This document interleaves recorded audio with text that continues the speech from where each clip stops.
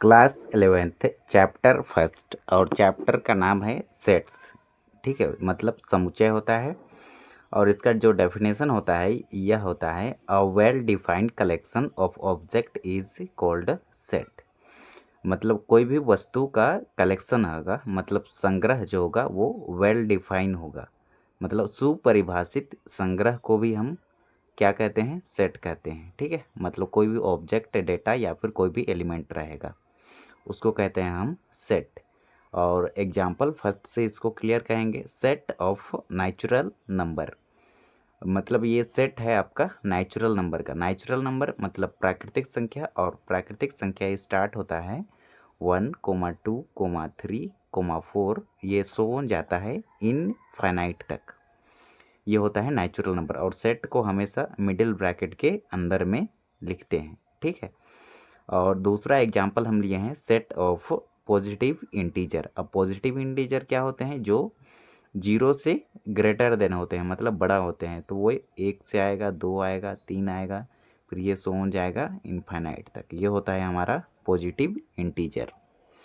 अब देखेंगे the form of set. Set के कितने फॉर्म होते हैं, तो फर्स्ट हमारा फॉर्म होता है वह होता है रोस्टर फॉर्म, अथवा को इंग्लिश में और कहते हैं। ठीक है, अथवा टैबुलर फॉर्म, दोनों एक ही है। इसका पर्यायवाची शब्द है ये टैबुलर फॉर्म, और इसका पर्यायवाची है ये रोस्टर फॉर्म। इसका एग्जाम्पल देखिए, ए इक्वल टू हम लिखेंगे मिडिल ब्रैकेट के अंदर में एलिमेंट को कोमा के फॉर्म में लिखते हैं 1,2,3,4,5,6। ये होगा हमारा टैबुलर फॉर्म या अथवा रोस्टर फॉर्म। और यदि इधर देखेंगे सेकंड में, तो ये है हमारा सेट बिल्डर फॉर्म। इसको लिखते हैं ए इक्वल टू कोई भी इंग्लिश अल्फ़ाबेट होगा, ए से लेकर के जेड तक का कोई भी, उसके बाद एक्स सच दैट एक्स पढ़ो, या फिर एक्स बिलोंग्स टू एक्स पढ़ो, या फिर एक्स कोलन एक्स पढ़ो। ये है बिलोंग्स टू का साइन। ठीक है, मतलब बिलोंग्स टू करेगा एक्स का वैल्यू नेचुरल नंबर में, और नेचुरल नंबर का जो वैल्यू होगा एक्स लेस देन 7, मतलब 7 से जो छोटा होगा, मतलब एक से लेकर के 6 तक इस सेट के अंदर में आएगा। ठीक है, ये होगा फॉर्म नंबर 2। अब हम देखेंगे आगे में इंटरवल के बारे में। ठीक है, अब इंटरवल क्या होता है, अंतराल। ठीक है, interval as subset of R है हमारा रियल नंबर। रियल नंबर मतलब वास्तविक संख्या, जिसमें कि सभी के सभी नंबर आ जाते हैं, वो होता है हमारा रियल नंबर। अब देखो फर्स्ट में set A comma B belongs to R. A और बी का वैल्यू जो होगा बिलोंग टू करेगा रियल नंबर में, मतलब वास्तविक संख्या में, and A less than B. ठीक है, तब क्या होगा, सबसे पहले हम पढ़ेंगे क्लोज्ड इंटरवल। ठीक है, बंद अंतराल ए कोमा बी। अब देखो यहाँ पर एक्स बिलोंग टू करेगा नेचुरल नंबर में, such that A less than equal to X less than equal to B. मतलब एक्स का जो वैल्यू होगा वो आर में बिलोंग करेगा, और एक्स का वैल्यू ए भी होगा और ए से बड़ा होगा, और बी भी होगा और बी से छोटा होगा। ये इक्वल टू का साइन है, तो एक्स का वैल्यू ए भी हो सकता है, बी भी हो सकता है, और ए से बड़ा होगा परंतु बी से छोटा होगा। ठीक है, ये होता है हमारा क्लोज इंटरवल, जैसे कि 2,4 ये क्लोज इंटरवल में होगा। ठीक है, जिसमें कि 2 भी आएगा, 3 भी आएगा और 4 भी आएगा। ये होगा हमारा इसका आंसर। अब सेकंड में देखो ओपन इंटरवल। ओपन इंटरवल देखो एक्स बिलोंग टू करेगा नेचुरल नंबर में, such that A less than X less than B.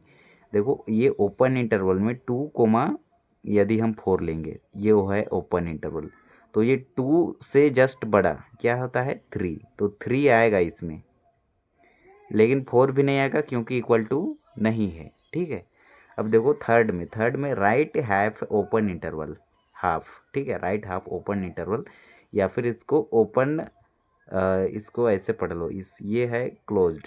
ठीक है, ये है क्लोज्ड ओपन इंटरवल भी कहते हैं इसको। तो एक्स बिलोंग टू करेगा नेचुरल नंबर में, रियल नंबर में, और A less than equal to X less than B, मतलब एक्स का वैल्यू ए हो सकता है और ए से बड़ा होगा परंतु बी से बड़ा नहीं होगा, और बी भी शामिल इंक्लूड नहीं होगा। अब देखो 4 में इसको कहते हैं क्लोज्ड ओपन इंटरवल। ठीक है, ये ओपन इंटरवल का साइन है। ठीक है, अब देखो फोर्थ में है लेफ्ट हाफ ओपन इंटरवल। देखो इसको कहते हैं ओपन क्लोज्ड इंटरवल। सबसे पहले ओपन है फिर इधर क्लोज्ड है, तो ओपन क्लोज इंटरवल। एक्स जो बिलोंग करेगा रियल नंबर में बिलोंग करेगा और A less than X less than equal to B होगा। ठीक है, मतलब एक्स का जो वैल्यू होगा ए से बड़ा होगा और ए शामिल नहीं होगा, और बी होगा और बी भी शामिल होगा और बी से बड़ा नहीं बल्कि बी से छोटा होगा। तो ये होता है हमारा इंटरवल, जो कि टोटल 4 होते हैं। अब हम पढ़ेंगे पावर सेट। ठीक है, पावर सेट क्या होता है? तो set of all subset of a given set. ठीक है, मतलब इसका पावर सेट होता है, ऑल सबसेट को ही पावर सेट कहते हैं। ठीक है, यदि एन ए है इक्वल टू एम है, ठीक है, तो then N of P A equal to होगी 2 ऑफ द पावर एम। मतलब एन वेयर एम जो होगा नंबर ऑफ एलिमेंट होगा। इसको ऐसे समझो, यदि एक सेट है और इसका एलिमेंट है 1, 2, तो इसकी पावर सेट निकालेंगे ना, सबसे टोटल सबसेट निकालेंगे, तो ये हो जाएगा 2 ऑफ द पावर एन। अब देखो ये 2 की एन जो होगा इसकी वेयर एन जो होगा नंबर ऑफ एलिमेंट, कितने एलिमेंट है? 2 एलिमेंट, 2 की पावर 2, तो 2 मल्टीप्लाई में 2 इज इक्वल टू 4। तो इसकी पावर सेट होगी ये सेट की 4 होगी। कौन कौन सी? पहला तो 5 होगी, फिर सेकंड होगा हमारा 1, उसके बाद 2, उसके बाद 1, 2, 1, 2, 3, 4। इसका टोटल सबसेट कितना निकला? 4। तो इसकी पावर सेट कितनी होगी? 4। वही चीज़ इधर लिखे थे। ठीक है, अब देखो अब पढ़ेंगे सम रिजल्ट ऑफ कॉम्प्लीमेंटेशन, मतलब कॉम्प्लीमेंट पढ़ेंगे इसमें। अब देखो if A below a subset U, U क्या है? तो देखो where U is a universal set, where U जो होगा हमारा एक यूनिवर्सल सेट होगा। देन तब क्या होगा? देखो सबसे पहले यू का यदि कॉम्प्लीमेंट निकालेंगे तो ये 5 के इक्वल होगा। ठीक है, अब इसको ऐसे एग्जाम्पल से समझो। नीचे हम एग्जाम्पल ले लिए हैं।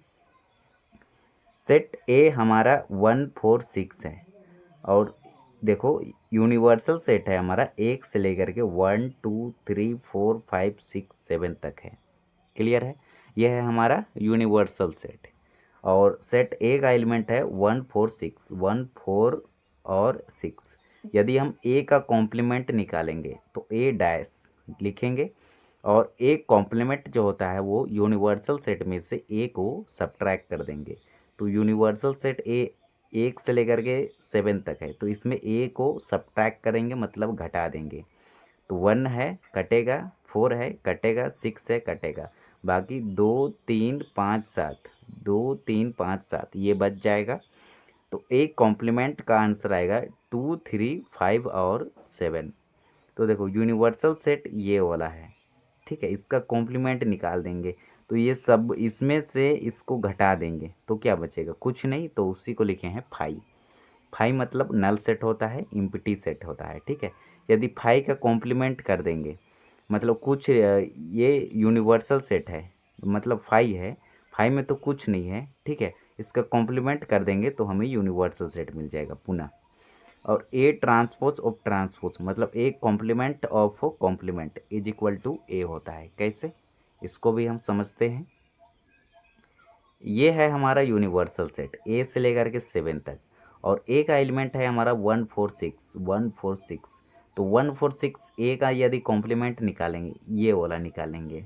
ठीक है, ए तो ये है, यदि हम ए डैश निकालेंगे तो 1, 4, 6 को कैंसिल आउट करो 1, 4, 6 को, तब हमें क्या मिला? 2, 3 और 5, 7, 2, 3, 5, 7 ए डैश हमारा ये मिला। अब ए डैश का फिर से कॉम्प्लीमेंट करेंगे, इसको फिर से ट्रांसफर कॉम्प्लीमेंट निकालेंगे ए डैश का आंसर ए है, इसको हटा देंगे तो 2, 3, 5, 7 को यूनिवर्सल सेट में घटा देंगे तो 2, 3, 5, 7 तो क्या मिला? 1, 4, 6 मिला। अब देखो ये 1, 4, 6 किसके इक्वल है? तो ए के इक्वल है। तो ए ट्रांसपोज ऑफ ट्रांसपोज यानी कि A complement of complement is equal to होता है ए। अब देखो 4 में ए यूनियन इसको पढ़ते हैं यूनियन। यदि ये नीचे की तरफ होता तो इसको पढ़ते इंटरसेक्शन, पर ये ऊपर है तो इसको पढ़ेंगे यूनियन। तो ए यूनियन ए का डैश, ठीक है, ए यूनियन ए कॉम्प्लीमेंट भी पढ़ सकते हो, इक्वल टू होता है यू के इक्वल होता है। अब देखो इसको कैसे सॉल्व करेंगे। तो सबसे पहले यूनिवर्सल सेट हमें लेना होगा, तो 1 से लेकर के 7 तक हम ले लिए। अब देखो यूनियन है, कोई दिक्कत नहीं है। अब ए कॉम्प्लीमेंट है, अब ए इक्वल टू माने 1 4 6 को, और ए कॉम्प्लीमेंट का आंसर निकाले, देखो 2 3 5 7। अब देखो ये दोनों का यूनियन करेंगे, ए का यूनियन करेंगे किससे, ये वाला ए का वैल्यू ये है, ए का यूनियन करेंगे ए कॉम्प्लीमेंट से इससे। तो यूनियन का मतलब होता है जो दोनों सेट में कॉमन मिले उसको भी लिखना है और जो ना मिले उसको भी लिखना है, बट जो एलिमेंट जो लिखते हैं उसका रिपीटिशन अलाउ नहीं होता है सेट के अंदर में। तो 1 4 6 लिखे, 1 4 6 और 2 3 5 5 7 7। तो पुनः हमें क्या मिल गया, यूनिवर्सल सेट मिल गया। अब हम पढ़ेंगे 5 को। 5 में ए इंटरसेक्शन ए का डैश करेंगे, तो ए का वैल्यू ये है और ए डैश का वैल्यू ये है। अब इंटरसेक्शन मतलब जो दोनों सेट में कॉमन मिले, तो ऐसा कोई भी एलिमेंट हमारे पास नहीं है जो कि दोनों सेट में है, ए में भी होना चाहिए और ए डैश में भी होना चाहिए। इंटरसेक्शन का मतलब वही होता है। तो देखो 2 इसमें नहीं है, 3 इसमें नहीं है, 5 इसमें नहीं है, 7 इसमें नहीं है, 1 इसमें नहीं है, 4 इसमें नहीं है, 6 इसमें नहीं है। तो हमें क्या मिला, कुछ नहीं मिला, मतलब उसको लिखते हैं 5। 5 मतलब नल सेट जिसमें कोई भी एलिमेंट नहीं होते हैं। ये हुआ 5 का आंसर। अब आगे पढ़ेंगे, आगे क्या टॉपिक है हमारा, आगे हमें मिलता है डी मॉर्गन्स लॉ, ठीक है। तो ये होता है ए यूनियन बी का डैश। यदि ए यूनियन बी का डैश निकालते हैं तो वो होता है ए का डैश इंटरसेक्शन बी का डैश। यह एक के मैथमेटिशियन का नाम था, एक आदमी का नाम था मॉर्गन, डी मॉर्गन, ठीक है। और लॉ मतलब होता है नियम, तो उनका एक नियम है वो जो कि हम अभी पढ़ रहे हैं। अब देखो ए इंटरसेक्शन का डैश निकालेंगे, ए इंटरसेक्शन का कॉम्प्लीमेंट भी पढ़ सकते हो, तो ये होता है ए कॉम्प्लीमेंट यूनियन में बी कॉम्प्लीमेंट, ठीक है। इसको आप प्रूफ भी कर सकते हो, हालांकि हम इसको प्रूफ करके वीडियो बना करके उसको अपलोड कर दिए हैं, ठीक है। तो आप पढ़ सकते हैं 1.1 से लेकर के 1.6 तक का पूरा वीडियो मैं बना के यूट्यूब में अपलोड कर दिया हूँ, ठीक है। By ABDHESH Avdhesh maths academy, आप इसको सर्च कर सकते हैं, ठीक है। तब आपको, और सेट चैप्टर ऐसे सर्च कर सकते हैं, तब आ जाएगा ये, ठीक है। 1.1 से लेकर के 1.6 तक का पूरा वीडियो आप प्लेलिस्ट से पूरा देख सकते हैं। अब हम पढ़ेंगे शॉर्ट आंसर MCQ, मतलब मल्टीपल चॉइस क्वेश्चन, ठीक है। मतलब इसमें चैप्टर 11th क्लास 11th का चैप्टर नंबर फर्स्ट सेट्स का जितने भी MCQ क्वेश्चन होते हैं, मतलब मोस्ट इम्पोर्टेंट क्वेश्चन, सभी के सभी को हम इस वीडियो में पढ़ेंगे। तो फर्स्ट में पढ़ेंगे सेट इज़ डिफाइंड एज, मतलब सेट को किस प्रकार से डिफाइन करते हैं। तो इसको डिफाइन करते हैं well defined collection of object is called set, ठीक है। अब सेकंड में पढ़ेंगे विच ऑफ, थोड़ा नीचे कर लेते हैं, which of the following are set. तो आपको दिया रहेगा 3-4 ऑप्शन में, तो उसमें से आपको छांटना है। तो वेल डिफाइंड को ही हम सेट कहते हैं। तो इसमें दिया है the collection of all even integer. किसी से भी पूछ लीजिए, जिसको पता है वो बताएगा। इवन इंटीजर मतलब 2 से स्टार्ट होगा हमारा पूर्णांक, 2 4 6 8 10 12 14 डॉट डॉट डॉट इन्फाइनाइट, ठीक है। ये होता है हमारा इवन इंटीजर। अब पुनः हम उसको नेक्स्ट पेज में लिख लिए हैं MCQ, मतलब multiple choice question, class 11th का होगा और सब्जेक्ट आपका मैथमेटिक्स होगा, गणित, और बाय अवधेश मैथ्स एकेडमी ये चैनल का नाम है, ठीक है। आप यहाँ इस चैनल में विजिट करके प्लेलिस्ट से प्रत्येक चैप्टर को पढ़ सकते हैं। फर्स्ट में है सेट इज़ डिफाइंड एज, मतलब सेट को किस प्रकार से डिफाइन करते हैं। फर्स्ट में ऑप्शन में दिया है आपको कलेक्शन ऑफ ऑब्जेक्ट, ठीक है, और सेकंड बी ऑप्शन में दिया है well defined collection of object, और सी में दिया है नथिंग कैन बी सेड, और जो भी बोला है वो नहीं है, और थर्ड में दिया है, फोर्थ में दिया है नन ऑफ दिस, इसमें इनमें से कोई नहीं। तो इसका ऑप्शन नंबर बी जो होगा करेक्ट होगा। Well defined collection of object is called set, मतलब वस्तुओं के सुपरिभाषित संग्रह को ही हम सेट कहते हैं। तो ऑप्शन नंबर बी जो होगा आपका करेक्ट होगा। अब हम पढ़ेंगे प्रश्न संख्या 2 की ओर। अब देखो which of the following are set, इनमें से कौन सा सेट है उसको हमें बताना है। तो हम जानते हैं कि वेल डिफाइंड कलेक्शन को ही हम सेट कहते हैं। तो फर्स्ट पढ़ते हैं the collection of all even integer, मतलब इसमें ऑल इवन मतलब सभी सम पूर्णांक। तो देखो 2 से स्टार्ट होगा, 2 4 6, किसी से भी पूछ लो जिसको पता है वो 2 4 6 8 फिर 10 ऐसे डॉट डॉट डॉट बताएगा इनफाइनाइट तक। ये होता है हमारा इवन इंटीजर। अब देखो सेकंड में क्या दिया है the collection of good hockey players in India, मतलब हॉकी के प्लेयर्स जो इंडिया के होने चाहिए और अच्छे खिलाड़ी होने चाहिए उनका कलेक्शन। तो ये सबके लिए चेंज होगा, ठीक है। ये वेल डिफाइंड नहीं हो सकता है क्योंकि प्रत्येक व्यक्ति को एक व्यक्ति पसंद नहीं आएगा। इसके लिए वो अच्छा खेलेगा, ए कोई व्यक्ति है तो, और बी भी व्यक्ति है और सी भी व्यक्ति है और तीनों हॉकी के प्लेयर हैं, तो ज़रूरी नहीं है कि सबको ए पसंद आएगा, ठीक है। किसी को ए पसंद आएगा, किसी को बी पसंद आएगा, किसी को सी पसंद आएगा, ये अलग अलग होगा। तो ये वेल डिफाइन नहीं होगा, ये ऑप्शन नंबर 1 होगा। अब थर्ड को भी चेक कर लेते हैं the collection of all difficult chapter in this book, मतलब इस पुस्तक के डिफ़िकल्ट चैप्टर। तो सब किसी को सेट चैप्टर डिफ़िकल्ट लगेगा, किसी को relation and function chapter difficult लगेगा, किसी को ट्रैग्नोमेट्री फंक्शन डिफ़िकल्ट लगेगा METRY, किसी को कॉम्प्लेक्स नंबर डिफ़िकल्ट लगेगा। तो ये भी सबके लिए एक नहीं होगा, ये भी अलग अलग होगा। तो ये भी हमारा सेट नहीं होगा। बाकी हम 4 को चेकआउट करते हैं the collection of all interesting book, मतलब देखो सबके लिए इंटरेस्टिंग बुक, किसी को स्टोरी वाला बुक अच्छा लगता है STORY, ठीक है, किसी को गणित का पुस्तक पसंद आता है, किसी को हिंदी का पुस्तक पसंद आता है, इंटरेस्ट लेता है। कोई व्यक्ति गणित में इंटरेस्ट लेता है, गणित पुस्तक में, कोई हिंदी पुस्तक में, कोई कहानी पुस्तक में। तो ये भी हमारा वेल डिफाइंड नहीं होगा, तो ये भी नहीं होगा आंसर। आंसर जो होगा हमारा प्रश्न संख्या फर्स्ट ही होगा, ठीक है। अब हम पढ़ेंगे प्रश्न संख्या थर्ड की ओर। प्रश्न संख्या थर्ड में दिया है हमें write the following set in roster form.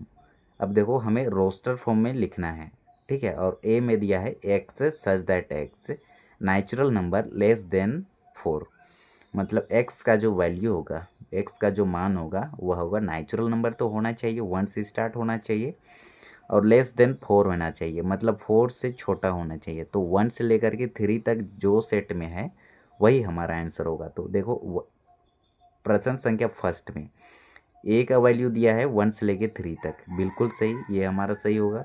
अब देखो यहाँ पर दिया है 2 में 2 3, अब देखो 4 को भी इंक्लूड कर दिया है, शामिल कर दिया है, जो कि लेस देन 4 बोला है और मतलब 4 से छोटा, तो इसमें 4 को शामिल किया है, इसलिए ये नहीं होगा।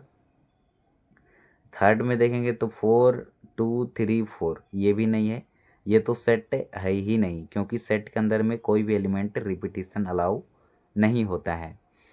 और फोर्थ में देखेंगे तो ये लेस देन 4 बोला है, लेकिन 4 से बड़ा संख्या भी यहाँ पर इंक्लूड है, तो ये भी नहीं होगा। तो ऑप्शन नंबर ए जो होगा हमारा करेक्ट आंसर होगा। अब हम प्रश्न संख्या 2 को पढ़ेंगे, 2 नहीं 4 को पढ़ेंगे। अब देखो 4 में क्या दिया है हमें, 4 में हमें दिया है write the solution set of the equation X square plus X minus 2 equal to 0। पहले ये इक्वेशन को हमें सॉल्व करना होगा इन रोस्टर फॉर्म, उसके बाद रोस्टर फॉर्म में 1 2 3 4 में से कौन आंसर है उसको बताना है, ठीक है। तो एक्स स्क्वायर, अब देखो इसको हम तोड़ सकते हैं, कैसे तोड़ सकते हैं, तो हमें लाना है ये -2 का मल्टीप्लाई एक्स स्क्वायर से करेंगे तो हमें मिलेगा माइनस का 2x²। अब इसको मल्टीप्लाई करने पर ये आना चाहिए और ऐड सब्ट्रैक्ट करके प्लस का x लाना चाहिए। तो ये क्या करेंगे, ये 2x को प्लस लेंगे और ये वाला x को माइनस लेंगे, मतलब -1x। ठीक है, यदि इन दोनों का मल्टीप्लिकेशन करेंगे तो 2 का मल्टीप्लाई -1 से तो माइनस का 2 और x मल्टीप्लाई x की पावर 2। तो -2x² को मैं लिख सकता हूँ प्लस का 2x, आगे प्लस छिपा रहता है, 2x से माइनस में x लिख सकते हैं। तो प्लस का 2x और माइनस में x -2 और ये x² रहेगा इक्वल टू 0। अब देखो अब क्या करेंगे, अब देखो x यहाँ पर है, x यहाँ पर है, तो x हम कॉमन निकालेंगे और यहाँ पर 2x है ना, तो ये x की पावर 2 मतलब 2x है, तो एक x बच जाएगा, प्लस लिखेंगे। x तो कॉमन निकाले हैं तो यहाँ पर केवल 2 रहेगा। अब देखो -1 यदि हम यहाँ पर कॉमन निकालेंगे तो क्या बचेगा, यदि -1 कॉमन निकालेंगे तो अंदर का साइन माइनस रहा है तो वो प्लस में होता है। तो ये -1 कॉमन लिए तो ये x रहेगा और ये माइनस है तो ये हो जाएगा प्लस का 2, क्योंकि माइनस इंटू प्लस क्या होगा माइनस, तो 2 का मल्टीप्लाई -1 से करेंगे तो माइनस का 2 इज इक्वल टू 0। अब क्या करेंगे, x-1 और ये वाला x-1 इक्वल टू 0, इसको 0 के ऊपर पुट करेंगे और x+2 कॉमन लेंगे तो x+2 इक्वल टू 0। अब देखो x-1 इक्वल टू 0 है और x+2 इक्वल टू 0। तो यहाँ पर हमें मिला x की वैल्यू 1 मिला, -1 को राइट साइड भेजे तो प्लस का 1 और ये +2 को राइट साइड भेजे तो माइनस का 2। तो 1, -2 जिस भी ऑप्शन में होगा वो हमारा आंसर होगा। तो ऑप्शन नंबर ए में है 1, -2। तो ऑप्शन नंबर 1 जो होगा हमारा आंसर होगा प्रश्न संख्या 4 का। अब देखो प्रश्न संख्या 4 को और सेकंड मेथड से हम आपको बताते हैं। Write the solution set of the equation x की पावर 2 प्लस x -2 इक्वल टू 0 दिया है ना, तो ध्यान दो इसको। इसमें से कौन सी वैल्यू को रखेंगे जो कि 0 आएगा। तो यदि हम 1 को रखेंगे फिर -2 को रखेंगे इस इक्वेशन में तो हमें 0 आना चाहिए। यदि -2 और -1 को रखेंगे तो भी 0 आना चाहिए और 1 को रखेंगे तो भी 0 आना चाहिए, 0 को रखेंगे तो भी 0 आना चाहिए, 1 रखेंगे तो भी 0 आना चाहिए, -1 रखेंगे तो भी 0 आना चाहिए, 3 रखेंगे तो भी 0 आना चाहिए। तो इनमें से ये चारों ऑप्शन में से सबको आप रखिएगा और दोनों में 0 आएगा वही आपका आंसर होगा। तो सबसे पहले ऑप्शन नंबर 1 को देखो, 1 रखेंगे सबसे पहले, उसके बाद -2 रखेंगे। अब देखो सबसे पहले मैं x के जगह पे 1 रखूँगा तो x इक्वल टू 1, तो x का 1 का पावर 2, 1 का पावर 2 प्लस का 1 -2 इक्वल टू 0। अब देखो 1 प्लस में 1 और माइनस का 2, 1 + 1 2 -2, तो 2 में 2 घटा देंगे तो हमें मिलेगा 0। ठीक है, अब देखो -2 यदि रखेंगे x के जगह पे -2 की पावर 2 प्लस x के जगह -2 और ये -2 रहेगा। अब देखो माइनस का स्क्वायर करेंगे ना, माइनस मल्टीप्लाई में माइनस इज इक्वल टू होता है प्लस, और ये 2 का स्क्वायर करेंगे तो 2 मल्टीप्लाई में 2 इक्वल टू होता है 4। तो ये हो जाएगा 4 प्लस, देखो प्लस माइनस माइनस होता है और ये -2 और -2 क्या होगा माइनस का 4। तो 4 में 4 सब्ट्रैक्ट करेंगे तो हमें मिलेगा 0। तो हम कह सकते हैं कि ऑप्शन नंबर 1 जो होगा हमारा करेक्ट आंसर होगा और बाकी ये सब वैल्यू रखिएगा इसमें तो पूरा 0 नहीं आएगा। यदि इसमें से कोई एक 0 आ भी जाएगा तो दूसरा जो होगा वो 0 नहीं आएगा। तो ये सब ऑप्शन रॉन्ग है और ट्रू जो है हमारा ऑप्शन नंबर फर्स्ट ट्रू है। अब हम प्रश्न संख्या 5 को पढ़ेंगे। तो 5 में हमें दिया है राइट द सेट x:x या फिर x such that x is a positive integer and x की पावर 2 लेस देन 40। मतलब x का स्क्वायर करेंगे और x जो होगा हमारा पॉजिटिव इंटीजर मतलब 1 से स्टार्ट होगा और उसका जो वैल्यू होगा वो हमेशा 40 से छोटा होना चाहिए, 40 से बड़ा नहीं होना चाहिए इन रोस्टर फॉर्म। तो 1 का स्क्वायर करेंगे, ठीक है, 1 का स्क्वायर 1 होता है तो 40 से छोटा है, ठीक है। 2 का स्क्वायर करेंगे तो 4 मिलेगा, वो भी 40 से छोटा है। 3 का स्क्वायर करेंगे वो भी छोटा है। 4 का स्क्वायर करेंगे वो भी छोटा है। 5 का स्क्वायर करेंगे वो भी छोटा है। 6 का स्क्वायर करेंगे 6 × 6 = 36, तो 36 भी 40 से छोटा है, तो 1 से लेकर के 6 तक के सभी वैल्यू आ जाएंगे। अब इसमें देखो 1 दिया है और 2 दिया है, 3 को छोड़ दिया है, तो पॉजिटिव इंटीजर में 3 भी तो आता है, ठीक है, तो ये गलत है। देखो यहाँ पर 1 देवे नहीं किया है, ठीक है। अब ये यहाँ पर देखो 4 नहीं है, 2 भी नहीं है, तो ये तीनों रॉन्ग है और ऑप्शन नंबर ए जो है हमारा करेक्ट आंसर है। 6 में देखेंगे राइट द रोस्टर फॉर्म, मतलब रोस्टर फॉर्म में of the set X such that X is a natural number less than 6। मतलब ये जो है सेट बिल्डर फॉर्म में हमें दिया गया है, इसको कन्वर्ट करना है हमें रोस्टर फॉर्म में, ठीक है। तो इसको हम कन्वर्ट कर लेंगे, कोई दिक्कत नहीं है। तो फर्स्ट में देखो 1 2 3 और इसमें और कंडीशन दिया है नेचुरल नंबर तो होने चाहिए और लेस देन 6 होना चाहिए, मतलब 6 से छोटे सभी के सभी नेचुरल नंबर होना चाहिए। तो 1 से लेकर के 5 तक। तो देखो यहाँ पर 4 5 नहीं है, यहाँ पर 1 2 3 4, यहाँ पर भी 5 नहीं है।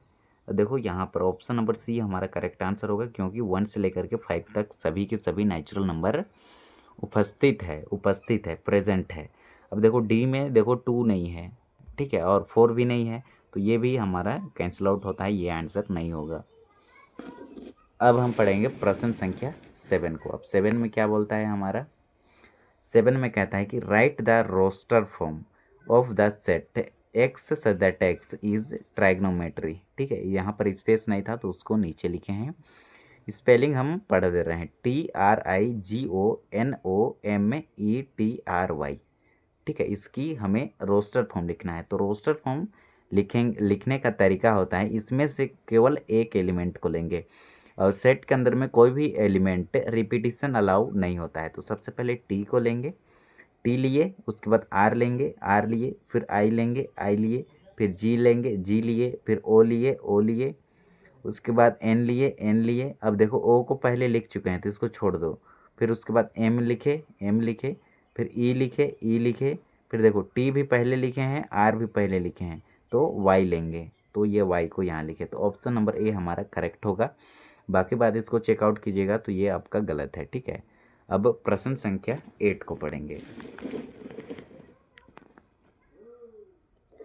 प्रश्न संख्या 8 में है हमारा write the roster form of the set A equal to X such that X is letter of word butter, ठीक है, BETTER, बटर का हमें से रोस्टर फॉर्म में लिखना है, ठीक है। ये हमें दिया है सेट बिल्डर फॉर्म में, इससे कन्वर्ट करना है हमें रोस्टर फॉर्म में। तो रोस्टर फॉर्म में कन्वर्ट करने का तरीका होता है कि कोई भी एलिमेंट सेट के अंदर में है वो रिपीटिशन अलाउ नहीं होता है, केवल एक बार लिखते हैं।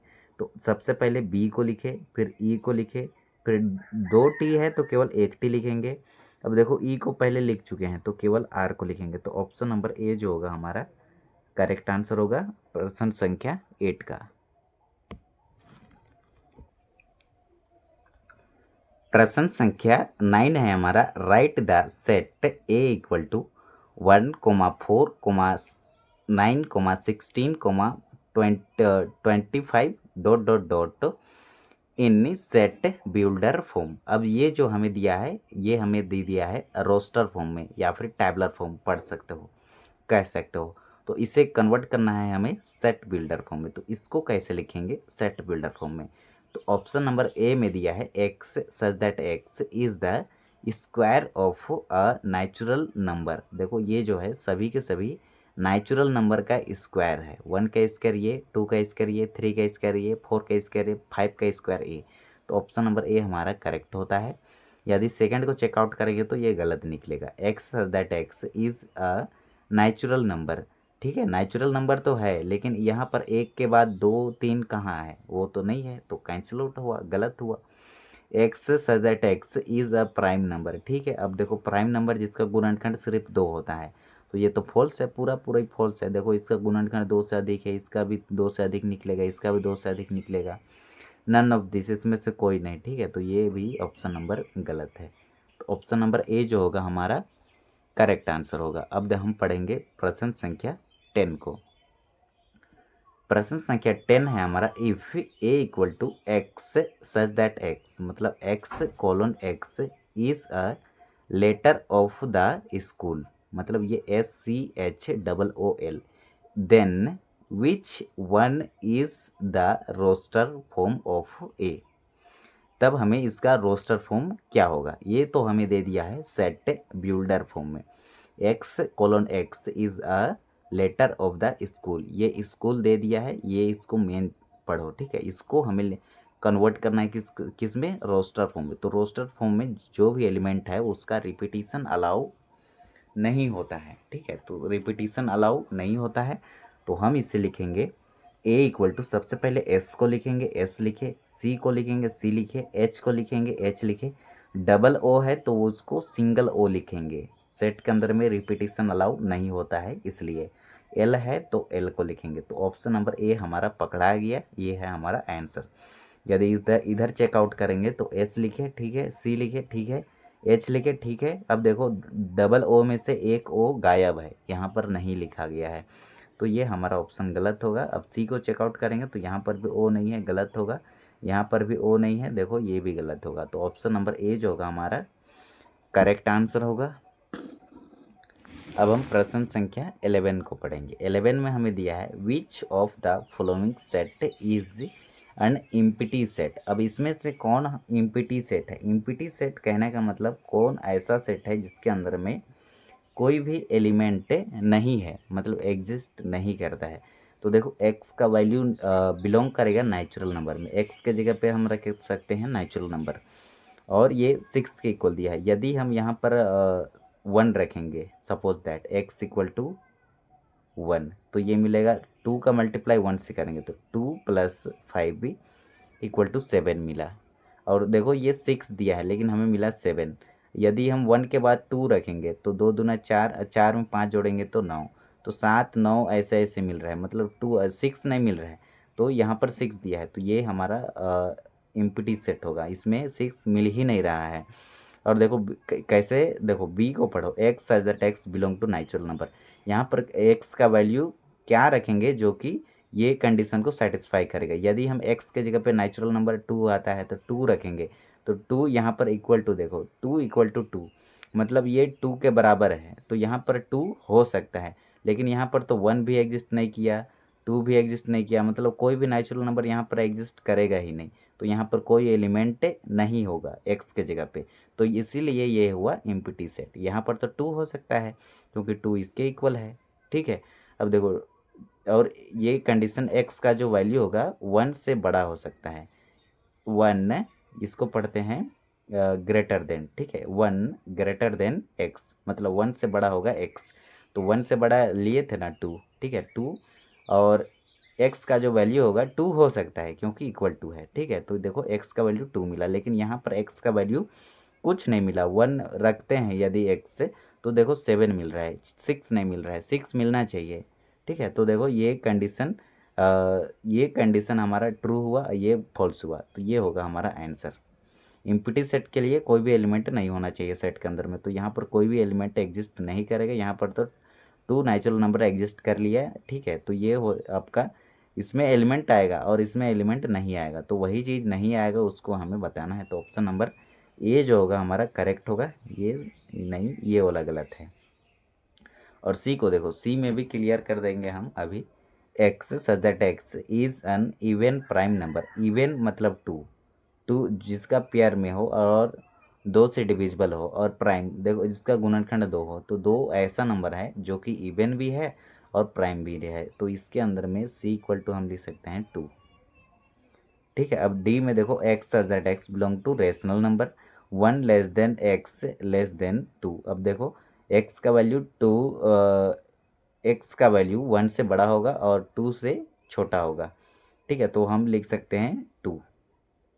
तो ये भी होगा हमारा रेशनल नंबर जिसके हम p/q के फॉर्म में लिख सकते हैं, ठीक है। तो इसको बटा के फॉर्म में लिख सकते हैं और 1 से थोड़ा सा बड़ा होगा, ठीक है। यदि हम 3/2 लिखेंगे तो देखो 3/2 होता है 1.5, तो देखो 1.5 इस यहाँ पर इंक्लूड हो सकता है क्योंकि हमें नेचुरल नंबर नहीं रेशनल नंबर दिया है, ठीक है। तो ये भी हमारा, इसमें भी एलिमेंट मिलेगा, इसमें भी एलिमेंट मिलेगा, लेकिन हमें नहीं वाला खोजा है, नहीं होने वाला बोला है, तो ऑप्शन नंबर ए जो होगा हमारा करेक्ट आंसर होगा। अब हम पढ़ेंगे प्रश्न संख्या 12 को। अब 12 में दिया है which of the following has only one subset, मतलब इसमें से कौन सा एलिमेंट है जो कि प्रत्येक सेट का सबसेट एक होता है। तो फाइव जो होता है, five is a subset of every set, मतलब फाइव जो होता है प्रत्येक सेट का एक सबसेट होता है। तो ऑप्शन नंबर 2 जो होगा हमारा करेक्ट आंसर होगा। अब देखो 13 पढ़ेंगे, write down all the subset of set A comma B, इसका ऑल सबसेट को लिखना है। तो कैसे लिखेंगे, इसका फॉर्मूला होता है 2 of the power n, where n जो होता है नंबर ऑफ एलिमेंट होता है। तो देखो कितने एलिमेंट है, 1 और 2। तो देखो इसका जो सबसेट निकालेगा, टोटल सबसेट है वो निकलेगा 2 की पावर 2 से। तो 2 मल्टीप्लाई में 2, तो हमें मिला 4। ठीक है, अब देखो कैसे 4, देखो इसको हम निकाले भी हैं। देखो सबसे पहले तो 5 जो होगा वो प्रत्येक सेट का सबसेट होता है, फिर ए लिखेंगे, ए भी तो इसके अंदर में A set subset A comma B, B subset A comma B, और A comma B subset A comma B. तो देखो 1 2 3 4 कितना मिला 4, तो ऑप्शन नंबर 2 जो होगा हमारा करेक्ट आंसर होगा। ठीक है, अब देखो हम पढ़ेंगे प्रश्न संख्या 14 को। प्रश्न संख्या 14 है हमारा, how many element has P A if P A equal to 5, मतलब इसमें कितने एलिमेंट होंगे। ठीक है, तो ये हम निकालते हैं 2 ऑफ द पावर n से, टोटल सबसेट। तो n जो n a का जो वैल्यू दिया है वो मतलब 5 दिया है, तो ये बनेगा 2 की constant of the power 0 equal to 1 होता है। तो 2 की पावर 0, तो constant of the power 0 equal to होता है 1। ठीक है, तो इसका आंसर जो होगा प्रश्न ऑप्शन नंबर 1 होगा इसका आंसर, और एलिमेंट में केवल एक ही होगा। ठीक है, तो ये होगा आंसर प्रश्न संख्या 14 का। ये है टोटल सबसेट निकालने का फॉर्मूला, वेयर n जो होता है नंबर ऑफ एलिमेंट होता है, क्योंकि एलिमेंट तो हमें कुछ दिया ही नहीं है तो उसके जगह पे 0 लिखेंगे। और ये है हमारा 15, if a equal to 1 comma 2, A एक सेट है जिसका एलिमेंट 1 कोमा में 2 है, और then number of subset is, मतलब इसके टोटल सबसेट कितने होंगे।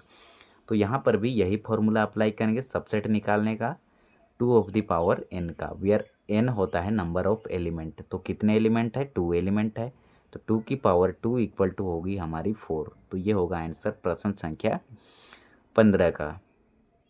अब देखो 16 में क्या है, इफ़ ए इक्वल टू, ए एक सेट है जिसका एलिमेंट है 2 3 और 4 है। ठीक है, then number of power subset is, मतलब पावर से टोटल सबसेट को ही कहते हैं पावर सेट। अब देखो यहाँ पर भी फॉर्मूला अप्लाई करेंगे 2 ऑफ द पावर n का। ठीक है, तो देखो 2 की पावर n, n कितना है, n होता है ना total number of set, total element of set ए दिया है ना, नंबर ऑफ एलिमेंट होता है n। तो कितने एलिमेंट है, 1 2 3, टोटल 3 एलिमेंट है, तो 2 की पावर 3 होगी। अब देखो इसको 2 का मल्टीप्लाई 3 से नहीं करना है, 2 की मल्टीप्लाई करना है हमें 3 टाइम्स, 3 बार। 2 2 जा 4, और 4 2 जा होता है हमारा 8। तो ये 8 जो होगा हमारा आंसर होगा, और ऑप्शन नंबर कितना में है, तो ऑप्शन नंबर डी पे, नन ऑफ दिस। ठीक है, ये होगा हमारा आंसर।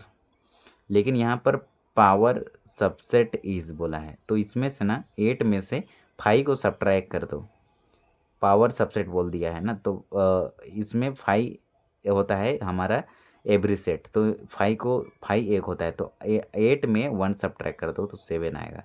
तो हमारा ऑप्शन नंबर 2 जो होगा आंसर होगा इसका। ठीक है, ऑप्शन नंबर 2। 17 में है if A set A has N element then the number of element in the power set of A is, मतलब ये फॉर्मूला पूछा है। ठीक है, पावर सेट निकालने का। तो देखो पावर सेट का फॉर्मूला हम पहले से बता रहे हैं, 2 की पावर n, वेयर n होता है नंबर ऑफ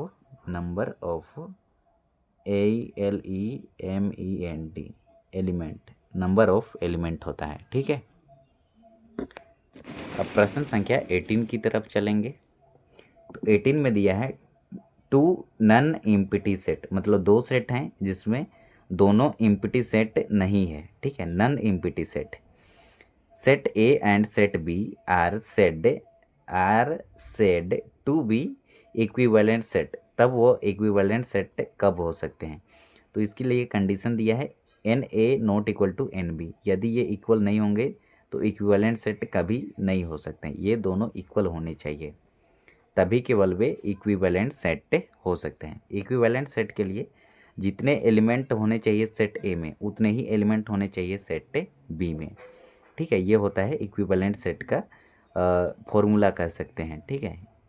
जितने एलिमेंट सेट ए में होना चाहिए उतने ही एलिमेंट सेट बी में होना चाहिए। Number of element of A equal to होना चाहिए number of element of B, उसी को N A equal to N B लिखा गया है। तो ये होगा इसका ऑप्शन नंबर 2 आंसर। प्रश्न संख्या 19 है हमारा मेथड एस। अब देखो मेथड कहाँ पर है, तो 18 हो गया और 19 पढ़ेंगे।